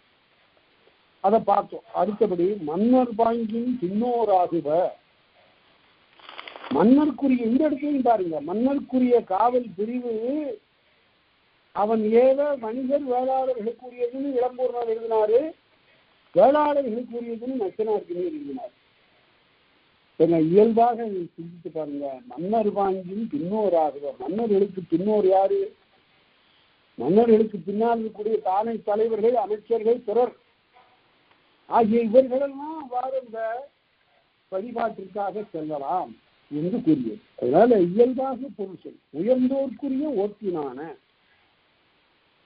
மேற்கூறப்பட்ட வணிக வேளாளர்களில் உயர்ந்தோராகிய வணிகர்களுக்கு ஓதலும் உரியது. இந்த ஓதல்ங்கிறதுல பெரிய பிழை செய்துவிட்டார்கள் பிற்காலத்தவர்கள். யாரெல்லாம் படிக்கலாம்னு சொன்னோம். எல்லாருக்கும் கல்வி என்பதுதானே சரியான நியதி. அதனை விட்டு நீங்க பாருங்க, திருவள்ளுவர் ஒரு மாபெரும் புரட்சிக்காரர், இளங்கோ ஒரு புரட்சிக்காரர். திருவள்ளுவர் என்ன புரட்சி செய்தார்? எல்லாரும் படி என்ன சொல்லியிருக்கு? உடையாரும் இல்லார்வும் ஏற்கற்றும் பெற்றார் கடையரே கல்லாதவர். செல்வம் உடையவர்களின்பால் ஏறி சென்று இறந்து நிற்பதை போல நல்ல கல்வி கற்ற ஒரு பெரும் புலவனிடம் சென்று பணிந்து தாழ்ந்து கல்வி கற்றுக்கொள் சொன்னார். இன்னார்தான் கற்க வேண்டும் என்று வரையறையெல்லாம் செய்யல. இழுக்கல் உடையபடி ஊற்றுக்கோலத்தே ஒழுக்கமுடையார் வாய் சொன்னார். அதனால ஒருவனை நெறிப்படுத்துவதற்குரிய கல்வியினை எல்லாரும் கற்க வேண்டும். எல்லாரும் கற்ற ஒரு சமூகத்தில் தான் ஒரு முன்னேற்றம் விளங்கும். அதனால 6 அறிவு என்பது எல்லா மாந்தர்களுக்கும் உரியது என்று சொன்னான் தொல்காப்பியம். அந்த அடிப்படையில தான் இதெல்லாம் உயர்ந்தோர்க்குரிய ஓட்டினானே. அத பண்பால உயர்ந்தவர்கள் என்று சொல்லல. அந்த இடத்துல நச்சினாருக்கு சொன்னாரு உயர்ந்த வேளாளர்கள். அது என்ன உயர்ந்த வேளாளர்கள்னா அவர் ஏற்கலப்பே தொடாதவரும் பொருள். ஓட்டா மாட்ட அப்படின்னு சொல்ற ஆளு. என்ன சரியா 4 கால் கூட விடல, அதுக்குள்ள கூலி கேட்கறிய அப்படின்னு சொல்ற ஆளு. நிலப்பிரபுத்துவம் சொல்லுவாங்க பொது உடைமை கட்சிக்காரர். அந்த நிலப்பிரபுக்கள் அவர்கள் தான். ஆனால் இடைக்காலத்திலும் கூட அப்படி இல்லை. ஏகம்பவாணன் என்பவனை பற்றி நான் உங்களுக்கு முன்பே சொன்னேன். ஏகம்பவாணனுக்கு எத்தனையோ பெரிய நிலப்பரப்பு இருந்தது. அவன் போய் உழுதொழில் செய்து வரக்கூடியவன். அவ்வளவு நிலம் உடையவங்க அவனும் ஒரு ஏற போட்டுவான். அப்ப மூவேந்தர்கள் அவனுடைய வீட்டிற்கு சென்ற போதுதான் அவனுடைய மனைவி ஒரு பாட்டு எழுதி கொடுத்தாலும் நான் முன்பு சொன்னேன். அதாவது எங்க போயிருக்காரு உங்க கணவர் ஏகம்பவாணர் அப்படின்னு அந்த பெண்ணை பார்த்து கேட்டாங்களா. அவர் இப்பதாங்க நாட்டு முடி நட போயிருக்கிறாரு அப்படின்னு சொன்னாங்க. முடி நட போயிருக்கிறாரு அப்படின்னா உடுகின்ற தொழிலை உயர்ந்தவன் செய்யக்கூடாது என்ற ஒரு கருத்துல அவர்கள் கேட்கிறார்கள். பெரியசா முடி நடப்புட்டானா அப்படின்னாங்களாம். அதுக்கு அந்த பெண் ஒரு பாட்டு எழுதி ஒரு ஓலை நறுக்க அவங்க கையில கொடுத்தா. அதாவது ஆணை மிதித்த அடிச்சேற்று மான்பரன் மாவேந்தன் ஏகம்பவானன் பறித்து நட்டால் மூவேந்தர் தங்கள் முடியும்னு எழுதினான். யானைகள் போரிடக்கூடிய களத்துல குருவி சேற்றுல மூவேந்தர்களுடைய முடியை பறித்து நடக்கூடியவர் இந்த ஏகம்பவானன் எழுதி கொடுத்தார். செருக்கு அடங்கினார்கள் என்று ஒரு வரலாறு. அதனால இந்த உறுதொழில் என்பது இழிவானது என்ற ஒரு கருத்தை பிற்காலத்து நூல்களும் மனுநீதி போன்ற நூலும் அவ்வாறு நமக்கு கற்பித்து விட்டார். உழுதொழில் என்பது இழிந்தோர் தொழில் என்று எழுதுகிறார். உரையிலையும் கூட அப்படியெல்லாம் குறிப்பு காணப்படுகிறது. அப்படி இல்லை. அதனால வேதத்தினால் பிறந்த வடநூல்களும் தமிழ் நூல்களும் ஆகிய அந்த கல்வியினை கற்பது எல்லாருக்கும் உரியது அன்று என்று உரையாசிரியர் எழுதியது பிழை. உயர்ந்தோர்க்குரிய ஓக்கினான உயர்ந்தோர் என்றால் பண்பால் உயர்ந்தவர்கள். அது மண்ணூர் பாயம் ரொம்ப அருமையா சொல்லும். யாரெல்லாம் படிக்கலாம், யாரெல்லாம் படிக்கக்கூடாது. இன்னும் சாதிக்காரன் படிக்கக்கூடாது என்று சொல்லலை. களி மடி மாணி காணி கல்வன் பிணியன் ஏழை பழக்கம் செலுத்தம் 90 கஞ்சு தடுமாறு முழத்து இவன் தான் படிக்கக்கூடாது. குடிச்சிட்டு வர்றவன், காம உணர்வோடு வர்றவன், சோம்பேறி பயலா தூங்கிட்டு வர்றவன், இவனுக்கெல்லாம் பாடம் சொல்லாதேங்கிற அவன் தான் இழிந்த நிலையில் இருப்பான். உயர்ந்த கற்க வேண்டும் என்ற நோக்கத்தோடு வரக்கூடிய ஒருவன் அவன் தான். அவன் குறுந்தொகையில ரொம்ப அருமையாக அண்ணாதிவனும் ஒரு இளமானாக்க தன் ஊர் மன்றத்து என்னன்னு சொல்லுவோம். அடாடாடா இந்த ஆள் இந்த பாடம் கேட்கிறான், செரு பையன் இவன் வெறுவனை பிச்சை கேட்டு ஒவ்வொரு வீடு வீடாக வரக்கூடியவர்கள் பிச்சை கேட்டு அப்புறம் படிக்கிறான். என்ன வாய்வன்மையோடு பேசுகிறான், என்ன எடுத்துக்காட்டுகளை அள்ளி வீசுகிறான். இவன் தன்னுடைய ஊர்ல கற்றுக்கொண்டு போன பிறகு பெரிய புலவனாக எல்லாரும் பாராட்ட விளங்குவான் என்று சொல்லுவார். இளமை காலத்துல படித்துக் கொண்டிருக்கிற போது என்னை பார்த்து ஒரு பெரியவர் அப்படித்தான் சொன்னார். நீ படிக்கிற இப்ப ரொம்ப துன்பப்படு, இடையராக விழித்திரு, இரவு பகலா படி, எதிர்காலத்துல உனக்கு இருக்கக்கூடிய சிறப்பை நீ உணர்வாயினார். அது எனக்கு ஒன்றும் பெரிய சிறப்பு இல்லை. தமிழ் கற்பதனால பெற்ற சிறப்பு. வேற மொழியெல்லாம் படிச்சிருந்தாலும் இந்த சிறப்பெல்லாம் நான் எழுதியிருக்கவே முடியாது. அதனால எல்லாருக்கும் உரியது கல்வி என்ற அந்த கருத்தை தொல்காப்பியர் சொல்லுகிறார். ஆனா உரையாசிரியர்கள் இதற்கு மாறாக எழுதுவதுதான் மிக கொஞ்சம் மாறுபாட்ட செய்தல். அடுத்தது வேந்துவினை இயற்கை வேந்தன் உரிய ஏனோர் முருங்கினும் எய்திடன் உடைத்தே. வேந்தர்களுக்குரிய இயல்பான அந்த தொழிலை வேந்தன் உரிய வேந்தன் அல்லாத ஏனோர் முருங்கினும் எய்திடன் உடைத்தே. வேந்தனால் விடப்படக்கூடியவர்களுக்கும் உரியதுன்னு சொல்லணும். வேந்தன் தானே சேரலும் தன்னோடு சிவனி ஏனோர் சேரலும் சொல்லியிருக்காருல, அதே கருத்து தான். தன்னோடு பொருந்திய மற்றவர்களை அழைத்து நீ போய் வா அப்படின்னு வீரபாண்டிய கட்டபொம்மன்ல சக்தி கிருஷ்ணசாமி உரையாடல் எழுதியிருப்பாரு. அதுல வீரபாண்டிய கட்டபொம்மன் இருப்பான். வாரி படையெடுத்து வருகிறார்கள் சொன்ன உடனே யாரை அனுப்புவது அப்படிங்கிறது போல முதல்ல உளவறிந்து வர வேண்டும். யாரை அனுப்புவது அப்படின்ன உடனே அங்கிருந்து கருணாநிதினு ஒரு நடிகர், நகைச்சுவை நடிகர் அங்கிருந்து ஒவ்வொருத்தரும் நான் போறேன்னு ஒண்ணு நீ புலி போல பாய்வாய், நீ போகக்கூடாது பாரு ஒருத்தர. இன்னொருத்தர் நான் போறேன்னா அதுக்குள்ள இவன் பொதியனாக நின்று இவன் அங்கிருந்து நான் போகிறேன் அரசேம்மா, கொடியன் பொருத்தமானவன்பா. அதனால ஒவ்வொரு வினைக்கும் உரியவனை தேர்ந்தெடுத்து அனுப்புதல் என்பது அரசருடைய கடன். இவங்க சொல்லியிருக்காரா இத என்று கேட்கலாம். கனங்கொடிது யாழ்கோடு செவ்விது அங்கன்னு வினைபடு பாலார் குழல்னார். யாரை எந்தெந்த வினைக்கு பயன்படுத்தணும்னு அரசும் தெரிஞ்சு வச்சிருக்கணும். அதுதான் அவனுடைய கடமை. ஆளை பார்த்துட்டு அழகா இருக்கிறாங்கிறதுக்காக ஒரு படைத்தொழிலுக்கு அனுப்பக்கூடாது. யார் எங்கு சரியாக பயன்படுவார்கள் என்று பார்க்கிறது.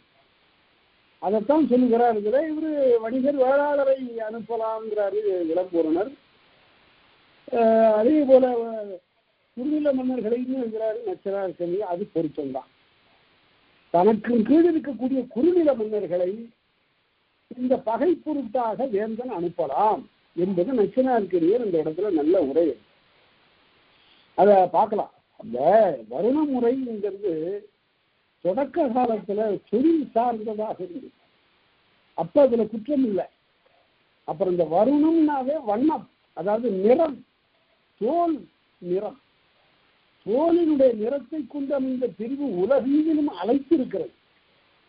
கருப்பு தோல் உடையவர்கள், வெளுப்பு தோல் உடையவர்கள், பொன்போல நிறமுடையவர்கள் என்றெல்லாம் தோலினுடைய நிறத்தை கொண்டு மனிதர்களை பாகுபாடு செய்கின்ற ஒரு இடிநிலை இருந்திருக்கிறது. வள்ளலார் தான் அதை கடுமையாக வெளிப்படையாக பேசினார். நால் வருணம் தோல் வருணம், தோலை கொண்டு ஒரு வருணம் பிறந்திருக்க என்று. அவள் சிவப்பா இருக்கிறவன் மிக உயர்ந்தவங்கிற ஒரு கருத்து அந்த மாதிரி. அதனால அப்படி இந்த வருணத்தை குறித்து சொல்லுகிற போது அந்த அடிப்படையில தோன்றிய தொழில் நிழல் பாவாணர் இருந்தாரு. நிழல் இருக்கிறவன் சேப்பாதாங்க இருப்பான். 4 தலைமுறை அவன் நிழல்லையே இருந்து பழகிட்டவன்னா அவனுடைய மேனி வெளுத்து போகுது. ஆனா அதே சமயத்துல கதிரவனுடைய காட்சிகளுக்கு கீழே நின்று வயலை உழுகின்றவனும் பாறை உடைப்பவனும் அவனும் கருப்பாதான் இருப்பான். இருந்தா அவனுடைய முதுகுல சூரியன் உட்கார்ந்து இருக்கிறான். அவன் என்ன செய்வான் பாவம். அதனால அந்த நிறம் கொண்டு பாரு பிரிக்கின்ற பிரிவு என்னாச்சு, காலம் செல்ல செல்ல தொழில் பிரிவுகள் எல்லாம் சாதி பிரிவுகளாக வருண பிரிவுகளாக மாறிவிட்டன. உங்களுக்கு ஒரு சுவையான ஒரு செய்தி சொல்ற. சிந்தாமணியில சீவகன் அவன் அரச பிறவி. ஆனால் அவன் வளருவதோ கந்துக்கடன் என்ற ஒரு வணிகன் இடத்துல.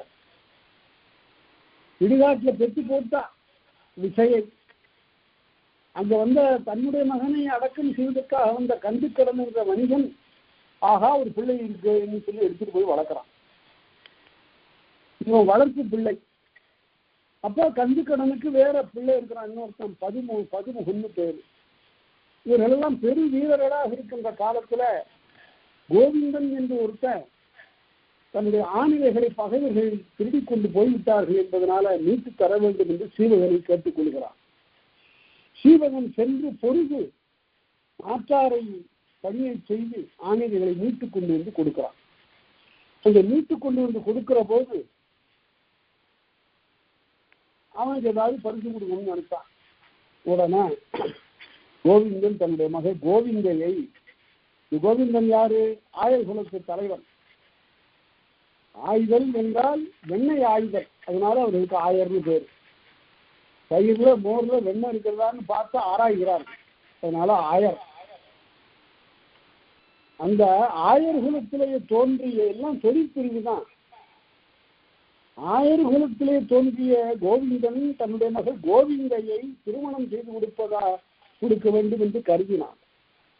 உடனே அவன் சொல்லுகிறான், ரொம்ப அருமையான பாட்டு, சிந்தாமணி படிக்கணுங்க. சிந்தாமணியில் இருக்கிற 5000 திரு விருத்தங்களை படிக்கணும்.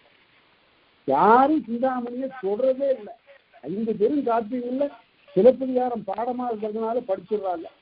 தனிமையில கொஞ்சம் படிப்பாங்க, கதை தெரியும். சிந்தாமணி எல்லாம் படிக்கிறது ஒரு அருமையான நூல். ஒரு பாட்டு நான் சொல்றேன் பாருங்க. அதுல முதல் பாட்டே போதும். தாய்மாண்ட பெண்ணின் பழம்புள்ள கமுகி நெற்றி பூமாண்ட தீங்கேன் தொடகீறி வரிக்கை பொழுது எப்படி சொல்றான் பாருங்க. ஏமாங்கனி சிதறி வாழைப்பழங்கள் சென்றும் ஏமாங்கதம் என்று இசையால் திசை போயதுண்டே அப்படின்னு இயற்கை வளர்த்து அவ்வளவு அழகா பாடுறான். அந்த பாட்டினுடைய நுட்பத்தை பிறகு பார்ப்போம். இப்ப உடனே அந்த சீவகனை பார்த்து சொல்றான்,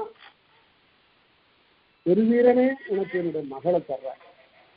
என் மகள் எப்படிப்பட்டவ சொல்றான் பாருங்க. இதுதான் ரொம்ப சிறப்பு. தமிழை இங்க படிக்கணும். வெண்ணெய் போன்று ஊரியணிகள், அது வெண்ணெய் மாதிரி. யாரு? கோவிந்தன் சொல்லுகிறான், ஆயர் குலத்து தலைமகன் அன்றாடம் தயிர் பானையிலையும் வெண்ணெயிலையும் பயில்கின்ற அவன் சொல்லுகிறான்.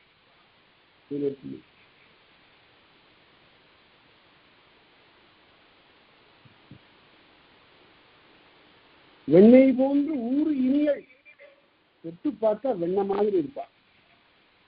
வெண்ணெயை தொட்டா எப்படி இருக்குமோ அது போல இருப்பா. வெண்ணெய் போன்று ஊறு இனியல். ஊருன்னு ஸ்பரிசமா விட முடியல. தொட்டு பார்த்தா அந்த ஸ்பரிசத்துல வெண்ணெய் மாதிரி இருப்பா. மேம்பால் போல் தீன் சொல்லை, அவ பேசின பால் போல இருக்கும். அது என்ன மேம்பால்னு? மேலிய பால், மேம்பட்ட பால். மேம்பட்ட பால் போல சொல்லை உடையவள். உன்ன உருக்கிய வான் நெய் போல் மேனியல், நெய் மாதிரியான உடம்பை உடையவள். அதே போல கண்ணும் கருவிளமும் போதிருந்தேன். தயிர்பானையில போட்டு வைக்கிற விளாம்பழம் மாதிரி 2 கண்கள் அவளுக்கு அப்படின்னு சொன்னானா. இதெல்லாம் எழுதும் போது நச்சினா இருக்கு, அந்த சாதி கூறிய ஊமையால் கூறினார்னு எழுதுவான். ஆயர் குலத்தில் இருக்கிறவன் அவன் தன்னுடைய புழங்குகிற பொருள்களை வைத்து ஒரு பெண்ணினுடைய அழக பாடுறான். அப்படி கண்ணும் கருவிடம் போதிரண்டே கண்டாங்கி கல்யாணம் திருமணம் பண்ணிக்கான்னா சரின்னு செய்திட்டானா? செய்திக்கல. அது எப்படா பண்ணிக்கிறது? நாம அரசர் குலம், நாம வளர்ந்ததோ வாணிகர் குலம். இவனும் 4வது வருணத்துக்குரியவன் ஆயன். இவனுடைய மகளை போய் நான் எப்படி திருமணம் பண்ணிக்கிறேன்? அதனால முடியாது.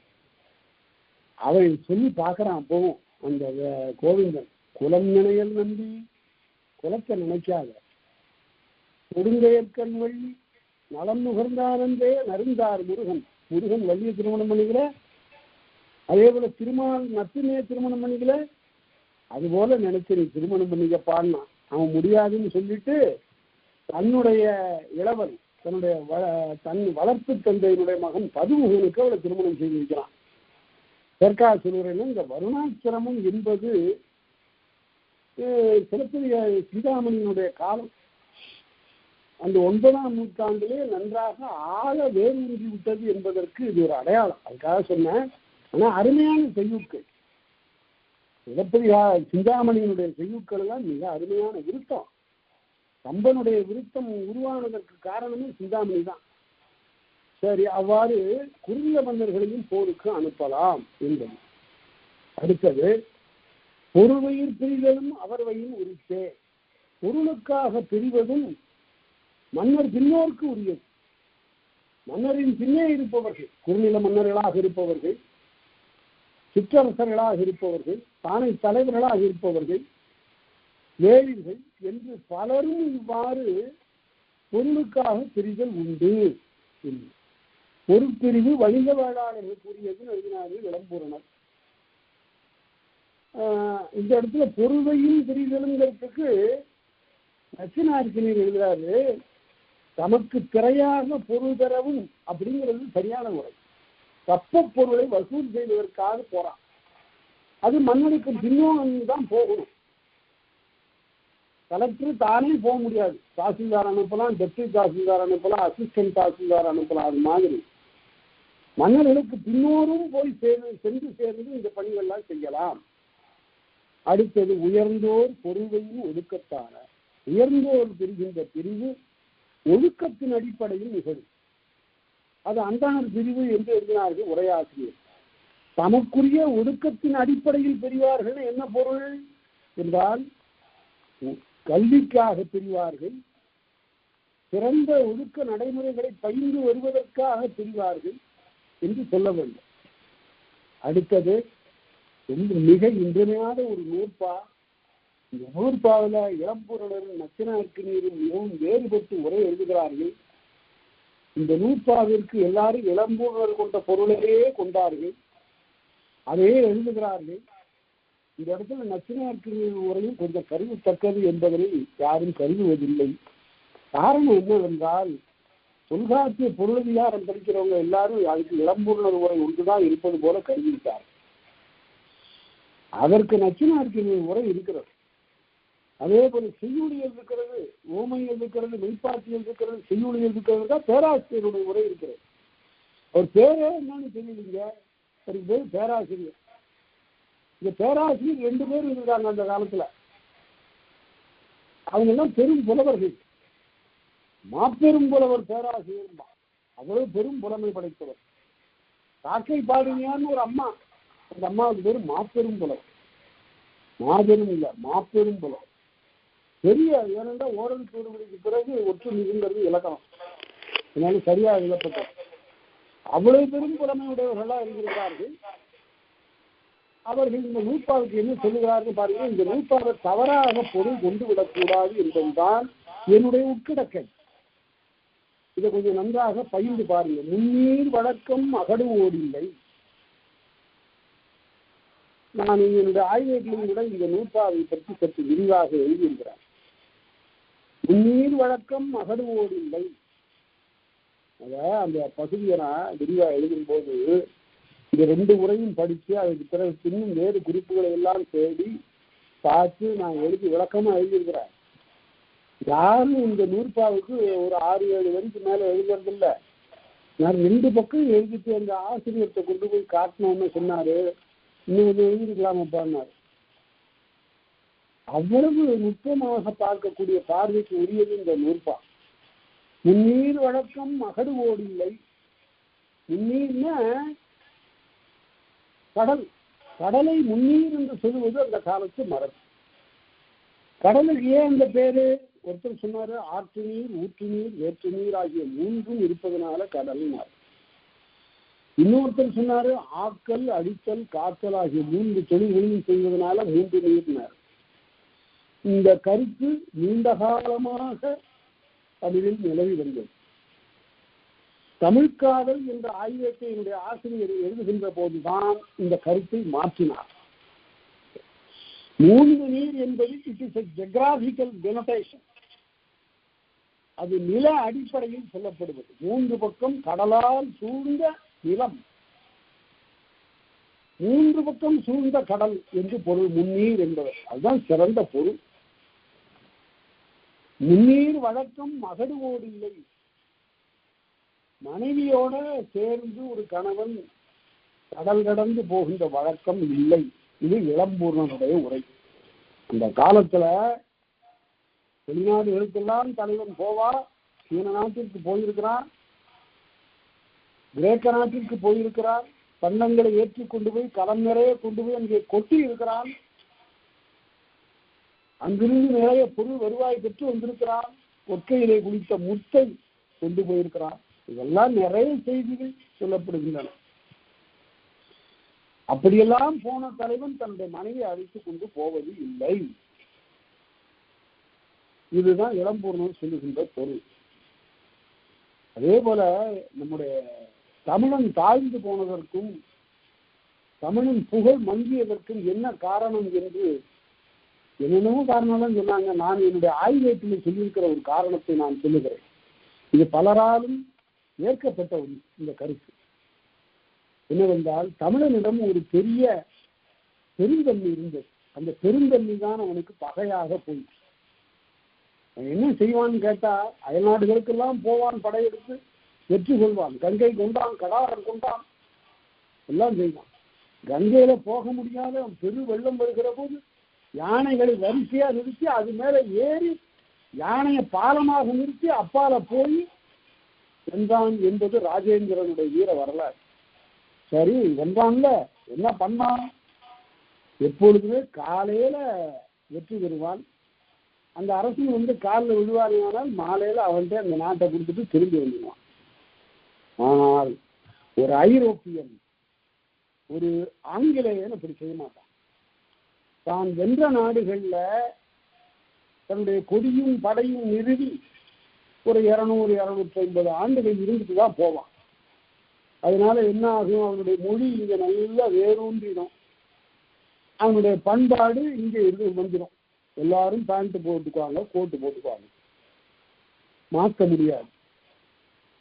அதனால தமிழன் அப்படி இல்லை. எதுக்குப்பா அயலானுடைய நிலத்தை நாம வைத்துக் கொள்வது? நாம் வெற்றி பெற்றதோடு சரி, அவன் நமக்கு பணிந்து விட்டான், அதனால குடிச்சிருவோம் அப்படின்னு குடிச்சிட்டு வந்துடுவான். இந்த பெருந்தன்மை தான். அவன் அங்கேயே இருந்திருந்தான்னா தமிழர் பண்பாடு பரவி இருக்கும், தமிழ் மொழி பரவி இருக்கும். இது ரெண்டும் இல்லாம போச்சு. அவன் திரும்பி ஊருக்கு வந்துட்டான். நேற்று சுந்தரவடிவேலு அவர்கள் துணைவேந்தராக இருந்த காலத்துல அவருடைய வீட்டிற்கு நான் போனேன், செனாய் நகர்ல இருந்த வீடு. அவர் என்ன பார்த்த கேட்ட கேள்வியதான், அப்பா ரஷ்யாவுக்கு ஒரு ஆளை அனுப்ப வேண்டியதா இருக்கு, இஸ்கஸ்க்கு, இந்தோ சோவியத் கல்ச்சரல் அசோசியேஷன், அதுல நீ போறியான்னு கேட்டாரு. நான் போகலீங்க, நான் ஊரை விட்டு இப்போ போறாப்புல இல்லை அப்படின்னு சொன்னேன். அதுக்கு அவர் சொன்ன பதில் இதே தான், தமிழன் எப்பவும் வெளிநாட்டுல போய் தங்க மாட்டான், அவன் வீட்டு திண்ணையை விட்டு கீழே இறங்க மாட்டான், அதுக்கு நீ நல்ல இலக்கணம்னாரு. அதே போயிட்டு தான் நிறைய இன்னும் பெரிய நிலையெல்லாம் பெற்றிருக்கலாங்கிறது வேற. இருந்தாலும் இதுதான் பரம்பரை பண்பு. புதியராயினும் இமயமாயினும் பொதுவொரு சிறப்பில் புகாரையாயினும் பரியழுவரியா பழங்குடி எழுதிய பொதுவொரு சிறப்பில் புகார்மா. ஊரை விட்டு போகாமை என்பதுதான், தன்னுடைய நிலத்தில் தான் காலூன்றி வாழ்வதுதான் தனக்குரிய பண்பு என்று கருதிய தமிழன். அதனால்தான் பொதியமலை இமயமலை மாதிரி பூம்புகாரும் நிலை பெற்று இருந்ததுன்னா அழியவே இல்லை.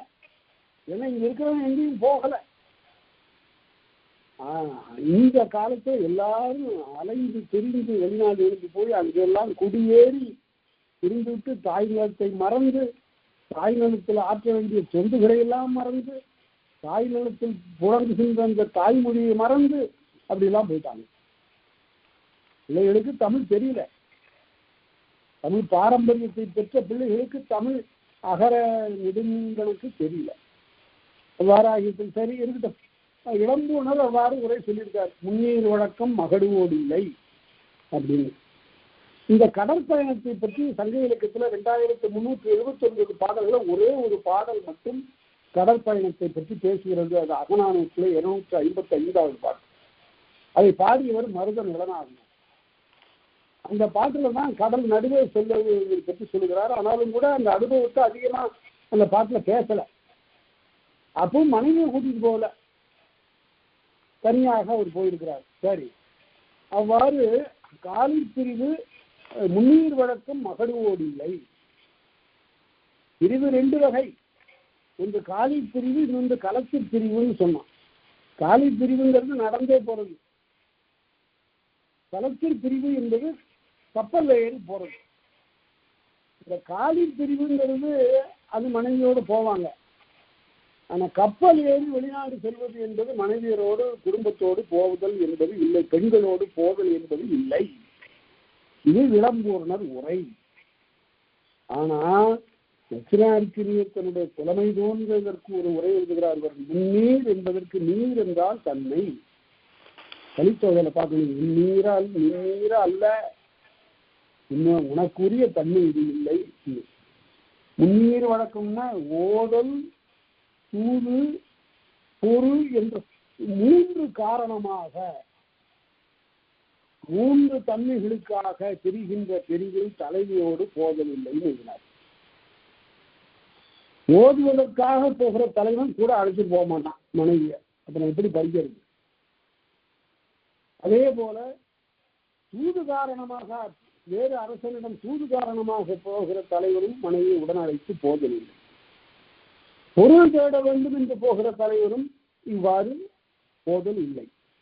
இது நச்சினார்க்கினியருடைய உரை. இதையும் நாம கருதி பார்க்கணும். என்னையும் அழைச்சிட்டு போ அப்படின்னு காலேஜ் பிரிவுல சொல்லக்கூடிய நிகழ்ச்சிகள் நமக்கு நிறைய இருக்கு. ராமாயணம் வரையில பார்த்தா பிரிவினும் சுடுமோ பெருங்காடு, காடு ரொம்ப சுடுன்னு சொல்றீங்க, பிரிவை விடவா அது சுட போது, அழைச்சிட்டு போயா நீ என்று சீதை சொல்ல நாம கேட்கிறோம். அது போன்ற ஒரு நிலையை இந்த தட்சிணார்த்தினுடைய உரை நமக்கு தருகிறது. அடுத்தது, எத்தனை மருங்கினும் மகடூ மடல் மேல் பொற்புடை நெறிமை உண்மையான நம்முடைய பண்பாட்டு முத்திரை இதுதான். எவ்வளவு எத்தனை மருங்கினும்னு எப்படி பொருள் சொல்றது? இல்லை, குறிஞ்சி, மருதம், நெய்தல் ஆகிய 4 திணை கண்ணும் மகடு மடல் மேல் பொற்புடை நெறிமை உண்மையான. ஒரு பெண் மடல் ஏறுதல் என்பது இல்லை. இந்த மடல் ஏறுதல்னு என்ன அப்படின்னா, ஒரு ஆணும் பெண்ணும் உளமாற காதலிக்கின்றன என்ற கருத்து வேறுபாடே இல்லை. ஆனால் இந்த பெண்ணினுடைய பெற்றோர்கள் இதற்கு தடையாக இருக்கிறார். ஆண் மிக உயர்ந்த ஒடுக்கமுடையவன், அப்படி இருந்து ஏற்றுக்கொள்ளாமைக்கு ஏதோ சில காரணங்கள் இருக்கின்றன. அது ஒரு காரணம், நம்முடைய நிலத்தவன் இல்லை என்று கருதுகிறார். இவன் அயல் நிலத்தவன் என்று கருதுகிறார். அந்த நிலையில ஆடவன் என்ன செய்வான்? ஏமா நான் என்னம்மா பண்றது, இதுக்கு மேல நான் என்ன செய்யறது? மூத்தோரை விட்டு பெண் கேட்டேன், மறுத்து விட்டார்கள். நீயும் உன்னுடைய அவாவை காதலை உன்னுடைய பெற்றோர்களுக்கு வெளிப்படுத்தினாய், மறுத்து விட்டார்கள். ஊராவர்கள் கூட நம்மளுடைய காதலுக்கு ஆதரவாகத்தான் இருக்கிறார்கள், மறுத்து விட்டார்கள். இனி என்ன செய்வதுன்னு சொல்லும் போது எனக்கும் ஒன்றும் புலனாக இல்லை. நான் வாய்விட்டு இதனை அறக்க முடியாது. நான் இன்னானே காதலிக்கிறேன் என்று ஊரறிய பேச முடியாது. என்ன செய்வது? நீ பேச முடியாது, நான் பேசலாம். ஆமா பேசலாம். என்ன செய்ய போறீங்க? ஒரு பனை மடலால் ஒரு குதிரை செய்தேன். அந்த குதிரையை தெருவிலை இழுத்துக்கொண்டு என்னுடைய நண்பர்களோடு வருவேன். அந்த குதிரையின் மீது உன்னுடைய உருவப்படத்தை வரைந்து வைத்தேன். நான் எருக்கம்பூவால் அமைந்த மாலையை சூடிக்கொள்வேன். பெருவழியாக இழுத்துக்கொண்டு இந்த பெண் என்னால் காதலிக்கப்பட்டவள் இவரை கொடுக்க மறுக்கிறார்கள் என்று எல்லாரும் அறிய பறையறைந்து சொல்லுவேன். அப்படி இதுக்கு பேர் தாங்க மடல் ஏறுதல். பனை மடலாலான குதிரை ஊர்தல். மாதன மடலும் ஊர்வ பூவன குவிமுகள் எருக்கம் கண்ணியும் சூடுவ பிரிதும் ஆகுத காமம் கால் கொள்கை என்று குறுந்தொகை பேசும். இந்த மடலேறுதல் என்பது பெண்ணும் செய்யக்கூடிய செயல் இல்லை. ஆனா பெண்ணும் மடலேறுவதாக பாடுவது தமிழ் பண்பாடு இல்லை. அப்படி ஒருத்தர் பாடிட்டாருங்க. யாரு? ஒரு திருமங்கை ஆழ்வார் பாடிட்டார். மங்கையார் அல்லாத மங்கையார் ஒரு திருமங்கையார். திருமங்கை மன்னர் பேர்லதான் மங்கை. அவர் என்ன பண்ணார்? ஒரு தலைவியை படைத்தார். பெரிய திருமடல் என்று ஒரு இலக்கியம் எழுதினார். அந்த தலைவி மடல் ஏறுறான். எல்லாரும் திருமங்கை ஆழ்வாரை செட்டி சீச்சிருவாங்களே, ஐயா தமிழ் பண்பாட்டுக்கு மாறா ஒரு தமிழச்சியை கொண்டு வந்து வீதியில நிறுத்திட்டு ஏன்னு சொல்லுவாங்களேன்னா சொல்ல மாட்டாங்க. திருமங்கை ஆழ்வார் என்ன சாதாரணமான ஆளா? எப்பேற்பட்ட பாடல்களை பாடியிருக்கிறார். ஒவ்வொரு பாட்டும் தேனாக அமிர்தமாக சித்திக்கிற பாட்டு. அதை பற்றி அந்த அதுல சில பாடல்களை பின்னால பாடுறேன். அதுல என்ன சொல்லிட்டார் கடைசியில? இந்த பெண் மடலேறுதல் என்பது தமிழ்நாட்டு பண்பு இல்லை என்பது எனக்கு தெரியும். வடநூல் நெறி பற்றி நான் பாடினேன். வடமொழியில் இருக்கக்கூடிய நூல்கள்ல இந்த மாதிரி ஒரு வழக்கம் இருக்கு. அதனால நான் அந்த நெறியை ஒற்றி பாடிவிட்டேன். வேற ஒன்றும் இல்லை. இந்த கற்பனை கலை இவர் பக்தி நெறி பூண்டவர் என்று சொல்லிட்டார். இது பிற்காலத்தில் இந்த திருமங்கை ஆழ்வார் பாடினது பாரதியாருக்கு ரொம்ப வசதியா போச்சு. ஒரு தலைவி சொல்லுகிறார், இந்த தலைவன் இங்க என்னை பார்க்கவே வர்றதில்லை, என்ன செய்வன் தெரியுமில்ல, நானே தெரு முழுவதும் பறை சாற்றி நான் காதலித்தேன் என்று தூக்கி முரசறை வேண்டாம். இது திருமங்கை ஆழ்வாருக்கு பின்னால வந்த பாரதியார். அது புதுமைப்பெண். என்னுடைய காதலை நான் பேசாம இருந்தா அப்புறம் எப்படி? அந்த ஒரு பேராண்மையை ஒரு பெண்ணுக்குள்ளார புகுத்தினார் பாரதியார். அதனால மடலேறுதல் என்பது பெண்ணின்பால் நிகழக்கூடிய நிகழ்ச்சி இல்லை. பொற்புடை நெறிமை உண்மையான சரி, பொற்புடை நெறி இல்லை. பொற்புடை நெறின்னு என்ன?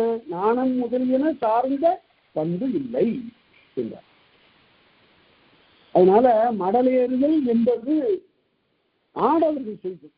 கடலன்னா காமம் உடந்தும் மடலேறா பெண்ணில் பெருந்தக்கது இல்லைனார் திருவள்ளுவர்.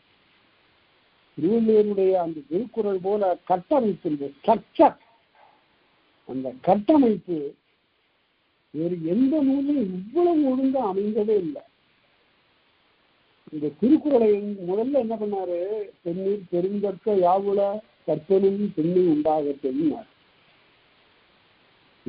பெண்ணீர் பெருந்தக்க யாவுலங்கிறதோட நிற்கிறக்கூடாது. பெண்ணை விட மிகச்சிறந்த ஒன்று எங்கே இருக்கிறது? பெண்ணை என்பதனை விட சிறந்தது ஒன்று எங்கே இருக்கிறது? அப்புறம் போட்டார் ஒரு சப்கிளாஸ் சென்டென்ஸ்ல, கற்பனும் பெண்ணை உண்டாகட்டும். கற்பு என்ற ஒன்று இருந்ததா? அதனால பெண்ணாக பிறந்தவர்கள் எல்லாம் பெண்கள் அல்ல. கற்பு என்ற ஒன்று அமைந்து விட்டா அப்படின்னு. சரி, பெண்ணில் பெருந்தக்க யாவுலங்கிறது கேள்வி. எங்க அரசுப்பால்ல, காமத்துப்பால்ல இதுக்கு விடை சொல்றாரு. பெண்ணில் பெருந்தக்க யாவுலங்கிற வினாவுக்கு அங்க கடலன்னா காமம் உழங்கும், மனசுக்குள்ளார கடல் மாதிரியான காதல் உணர்ச்சி பொங்கியிருந்தாலும் கூட மடல் ஏறா பெண்ணீர் பெருந்தக்கது இல் அப்படின்னு அங்க முடிச்சாரு. அப்படியே சங்கிலி தொடர் மாதிரி போகுது இந்த குரட்பாடு. அகர முதல என்று தொடங்குவதிலிருந்து கடைசியில காமத்துப்பால்ல கடைசி குரல் முடிக்கிற வரையில தொடர்ச்சி இருக்கிற. இந்த தொடர்ச்சியை சரியாக அறிந்து பயில வேண்டும். அதனால இந்த மடல் ஏறுதல் என்பது பெண்களுக்கு உரியது இல்லை என்று சொன்னார். இப்ப இனிமே ரொம்ப இனிமையான ஒரு பகுதிக்கு வருகிறோம்.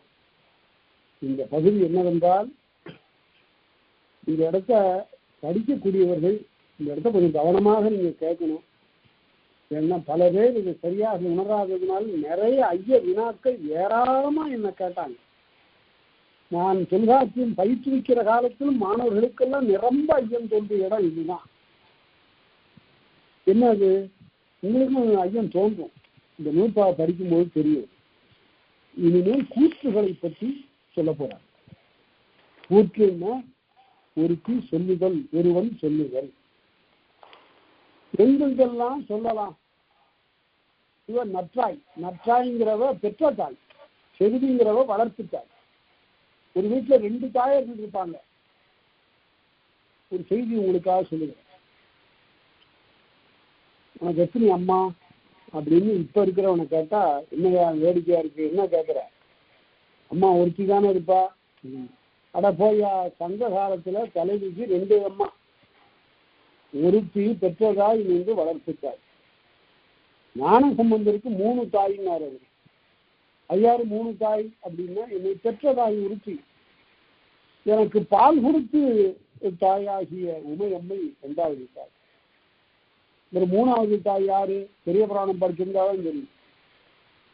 பாண்டி நாட்டில் இந்த சிறு குழந்தை சமணர்களை வாதில் வெல்லுவதற்காக போன போது அங்கே பாண்டியனுடைய தேவியாக இருந்த மங்கையர்க்கரசியார் இந்த குழந்தையை பார்த்த உடனே மார்பு சிறந்தது. ஆகா, என்னுடைய குழந்தை பெறுகிறது. இந்த நாட்டின் சைவத்தை பரப்புவதற்கு 4-5 வயதான இந்த குழந்தை இங்க நடந்து வருகிறது என்று பார்த்தவுடனே மனம் மகிழ்ந்து நெகிழ்ந்து அவருடைய மார்பு சிறந்துச்சு. அப்படி சிறந்த அந்த தாய் 3வது தாய். அந்த அவருக்கு ஞான சம்பந்தருக்கு 3 தாய். அப்பர் லிமிட் அவ்வளவுதானான்னு கேட்கக்கூடாது, இன்னும் இருக்கு. பட்டேல் சார் சொன்னார், எத்தனை அம்மா உனக்கு அப்படின்னு கேட்டது. அப்பன் எத்தனை அப்பனும், அம்மை எத்தனை அம்மையும். என்ன எத்தனை பிறகு பிறந்திருப்பானா? ஒரு 1000 பிறகுக்கு மேல இருக்கும். என்னை செய்து பிறந்துட்டே இருக்கிறேன். அப்பா ஒருத்தன், அம்மா ஒருத்தி. அந்த பிறகுல இந்த பிறகுல அப்பா ஒருத்தன், அம்மா ஒருத்தி. இப்படியா அப்பன் எத்தனை அப்பனும், அம்மை எத்தனை அம்மையும். போகியா நம்ம பிறந்தது இல்ல. அவங்களும் மாதாவும் உடல் சலித்தாள். அம்மா உடம்பு சலிச்சுட்டா. அம்மான்னு வர்றவ உடம்பு சலிச்சுட்டா. பெற்று என்ன பெற்று அவ உடம்பு சலிச்சுட்டா. வேதாவும் கை சலித்தான். அந்த நாமூன்னு என்னை பிண்டமா பிடிச்சு போட்டு போட்டு அவனும் கை சரிச்சுட்டான். இனிமே மறுபடியும் ஒரு கருப்பையில் வாராத அந்த ஒரு நிலை எனக்கு அருளுகள்னு பட்டினத்தார் கேட்கிறார். அதனால கூற்று அப்படின்னா கூறுதல் என்று பொருள். எந்தெந்த இடத்துல இந்த நற்றாயாகிய பெற்றதாய் பேசப் போகிறாள், என்ன இந்த இடத்துல பேசலாம் அந்த இடத்துல பேசக்கூடாதுன்னு சொல்றதுக்கு இவர் யாரு இந்த தொல்காப்பியர்? எந்த இடத்துல பேசுறதுங்கிறது கூடவா ஒரு இலக்கணம் சொல்லணும்? எந்த மொழியில சொல்லியிருக்கு? எந்த மொழியிலையும் சொல்லாததாங்க பொருளதிகாரம். எந்த மொழியிலையும் பேசாதது பேசுவதுதானே பொருளதிகாரம். அதாவது என்ன பொருள் என்றால், இந்த இடத்துல நான் நற்றாய் இந்த இடத்துல கூற்று நிகழ்த்துவாள் என்றால் என்ன பொருள் என்றால், என்ன அம்மா ஒன்றும் பேசாம இருக்காங்களே அப்படின்னு கேட்கக்கூடிய இடம் இல்லை. அப்படி இல்லை. அதாவது டிராமாட்டிக் பர்சன் இதெல்லாம் ஒரு நாடக பாத்திரமாக வருகிற போது, ஒரு அகப்பாட்டிலே சித்திரம் செய்யப்படுகிற போது, ஒரு காதல் காட்சி புலவன் புனைகிற போது, நற்றாய் அந்த பாட்டுல இந்த இடத்துல நற்றாய் கூற்றாக அது வரும். எல்லா இடத்திலும் நற்றாய் பேசுவதாக புலவன் செய்யக்கூடாது. பாட்டு புலவன் செய்யும் போது நற்றாய் பேசக்கூடிய இடங்களாக புலவன் செய்யக்கூடிய இடம் இதுதான் என்று வரையறுக்கிறார். இது இலக்கிய அமைப்புக்குரியது. இலக்கியத்தில் இந்த கூற்று இவ்வாறு நிகழ வேண்டும் என்று இலக்கணப்படுத்துகிறான் புலவன். இப்ப பார்ப்போம், அதை பார்க்கும்போது நன்றாக விளங்கும். தன்னும் அவளும் அவனும் சுட்டி. நற்றாய் என்ன பண்றா? அவள் ஏதாவது ஒன்று சொல்லுகின்ற போது தன்னை குறித்து சொல்லுவாள். நான் இந்த வீட்டுல பிறந்து வளர்ந்து இந்த பெண்ணை பெற்றேன், இந்த பெண்ணை இப்போது இழந்து நான் வாடுகிறேன், யாரோ ஒருத்தனை தேடிக்கொண்டு அவனோடு போயிட்டாளே என்று தன்னுடைய நிலையை பற்றி சொல்லி அவ இறங்குவதாக புலவன் பாடல் செய்யலாம். அங்கதான் முக்கியம். அதாவது நற்றாய் தன்னை குறித்து இறங்குவதாக புலவன் பார்த்து இயக்கலாம். அதே போல அவளும் எப்பேற்பட்டவளின் மக, உறங்குகிற காலத்தில் என்னை பிரியாதிருப்பாள், மற்ற காலத்திலும் என்னை நீங்காதிருப்பாளே என்று சொல்லி இறங்குவது. தன்னும் அவளும் அவனும் சுற்றி. யாரனா எங்கிருந்தோ வந்துட்டான். அதாவது என் மகள் ஒருத்தியும் பிறர் மகன் ஒருவனும் தம்முளே உணர்ந்த தாமரை புணர்ச்சியர் 9வது கலித்தொகை பார்த்து அதை ஒத்துக்கவே இல்லை. அந்த தேர்ந்துட்டு போற தலைவி, ஐயா பார்த்தீங்களா, யார கேட்குறீங்க? என் மகள் ஒருத்தியும் வேற ஒருத்தியோட மகனும். அப்பவும் ஒத்துக்கல. அந்த மகளுடைய காதலன்னு தவறி கூட வரல. என் மகள் ஒருத்தியும் பிறள் மகன் ஒருவனும், கரத்தியா ஒருத்தி, அந்த கரத்தியா ஒருத்தியோட மகனும் தம்முளே குணர்ந்த தாமரை குணம். அது சொல்லாமன்னு இருக்க முடியல. அவங்க காதலர்களாம் இந்த வழியா போனாங்களான்னு உங்களை கேட்கிறேன். அதனால தன்னும் அவளும் அவளும் சுட்டி மண்ணும் நிமித்தம். என்ன பார்க்கறது, பள்ளி என்ன சொல்லுது, அதான் மண்ணும் நிமித்தம். 5 ரூபான்னு சொல்லுதா என்று. மண்ணும் நிமித்தம் மொழி பொருள் செய்த வாக்கு. அப்படி இருக்கும்போது பிறர் வாயிலாக வேற அவங்க எதுக்கும் சொன்னாங்க. ஆகட்டும் எல்லாம் நடக்கும்பா அப்படின்னு ஒருத்தன் தெருவில் பேசிட்டு போனான். ஆஹா தெய்வ வாக்கு வந்துருவான். மண்ணும் நிமித்தம் மொழி பொருள் தெய்வம் அசரீரின்னு சொல்லுவான். நற்சொல் ஆகிய இவைகளால நன்மை தீமை அச்சம் சார்கள். அதாவது தனக்கும் அவர்களுக்கும் ஏற்படக்கூடிய நன்மைகளையும் தீமைகளையும் சூழ்நிலையால் தோன்றுகின்ற அச்சத்தையும் ஆகியவற்றை எல்லாம் குறித்து அன்ன பிறவும் அவற்றோடு தொகை பிறவற்றையும் சேர்த்து முன்னிய காலம் 3 விளக்கி, நேற்று இப்படி இருந்தது, இன்றைக்கு இப்படி இருக்கு, நாளைக்கு என்ன ஆகுமோ என்றெல்லாம் 3 காலத்தோடும் பொருந்த யார்கிட்ட பேசுவா? தோழி பேசும் தோழியிடம் சொல்லுவா. நீதானே அவ கூடவே இருந்த, விட்டுட்டி எப்படி அப்படின்னு தோழி வேர்த்தும் கண்டோர் வாங்கினும் தேடிட்டு போறா. போகும்போது வழியில கண்டவர்களிடத்தும் மற்றாய் புலம்பலும் புலம்புறா அந்த தாய் ஆகிய கிளவியும் அவ்வழி இல்லை. இந்த இடத்துலதான் இன்னும் இடத்துலதான் நற்றாய் பேசுவதாக புலவன் பாட்டு செய்ய வேண்டும் என்பது இலக்கணம். இந்த இடத்துலதான் பாட்டு செய்யலாம், இந்த கூற்றாகத்தான் வரணும். இதை தாண்டி கண்ட இடத்துலலாம் நற்றாய் பேசுவதாக பாட்டு செய்திடக்கூடாது. அதனால பாட்டியத்தின் முறைமைக்கு ஒரு இலக்கணம் என்பதனை உணர வேண்டும் என்று தெரிந்து கொள்ள வேண்டும். ரொம்ப அருமையான ஒரு பாட்டு அது. அதோட நம்ம நிறைவு செய்து கொள்வோம். மருவில் தூவி சிறுகரின் காக்கை, காக்காய்க்கு இருக்கு பாருங்க சிறகு. நீங்க காக்கையை பார்த்தீங்கன்னு தெரியும், மற்ற பறவைகளை விட காக்கையினுடைய சிறகு தூய்மையான. அது ஏன் அப்படி தூய்மையா இருக்கு? காக்காயினுடைய இறகு பளபளன்னு இருக்கு. அது தூய்மையாக இருப்பதற்கு என்ன காரணம் என்றால், நீர்நிலையில போய் தன்னுடைய அழகினால தண்ணீரை எடுத்து தன்னுடைய மேனியிலே விட்டு துடைத்துக் கொள்ளும். அது பேர் காக்கா குளியல்னு பேர். அதாவது போய் சட்டுன்னு அது குளிச்சிடும். அழகான தண்ணீரை ஏந்தி தன்னுடைய உடம்புல தெளித்துக் கொள்ளும். அப்படி நாள்தோறும் செய்வதனால அதனுடைய தூய்மை கெடுவதில்லை, பலபலன்னு இருக்கும். இதை பார்த்துத்தான் பாரதி பாடினான், காக்கை சிறகிலே நந்தலாலா இந்த கரியரிடம் தோன்றுவதையே நந்தலாலான். மற்ற பறவைலாம் அதுக்கு பறவை, ஆனா இந்த காக்கை தூய்மையான பறவை. அதுக்கு இன்னொரு பழக்கமும் உண்டு. இந்த காக்கையினுடைய உடன்புணர்ச்சி இருக்குத, அது யாராலும் அறியப்படாது, உடனிருக்கும் பறவைகளாலும் அறியப்படாது. அவளை மறைவான ஒரு புணர்ச்சியை உடையது, உடற்புணர்ச்சி. ஆனால் இந்த மருவில் தூவி குற்றமற்ற ஒரு சிறகை உடைய சிறுகரின் காக்கை, அன்புடை காக்கை. இந்த இடத்த அப்படி படிக்கணுங்க இந்த பாட்டை. மருவில் தூவி சிறுகரின் காக்கை, காக்கையே அன்புடை மரபினின் கிளையோடு ஆற உன்னுடைய சொந்த பந்தெல்லாம் சாப்பிடுவது போல பச்சு உன் செய்த பயிரின வலிசி.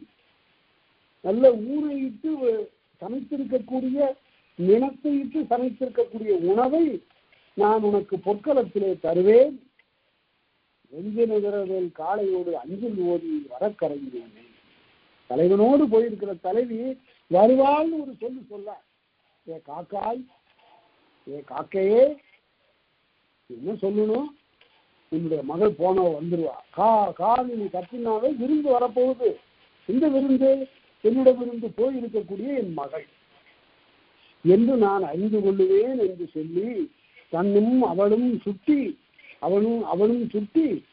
தாய் சொல்லக்கூடிய ஒரு கூற்று என்பது அந்த அருமையான ஒரு பாட்டினாலே நமக்கு புலப்படும் என்று இதுவரைகளை கூறிக்கொண்டு அடுத்த வகுப்பில் தொடர்ந்து அகத்தணைகள் பார்க்கலாம் என்று தெரிவித்துக் கொண்டு அனைவருக்கும் நன்றி கூறி அமைகின்றேன். நன்றி, வணக்கம்.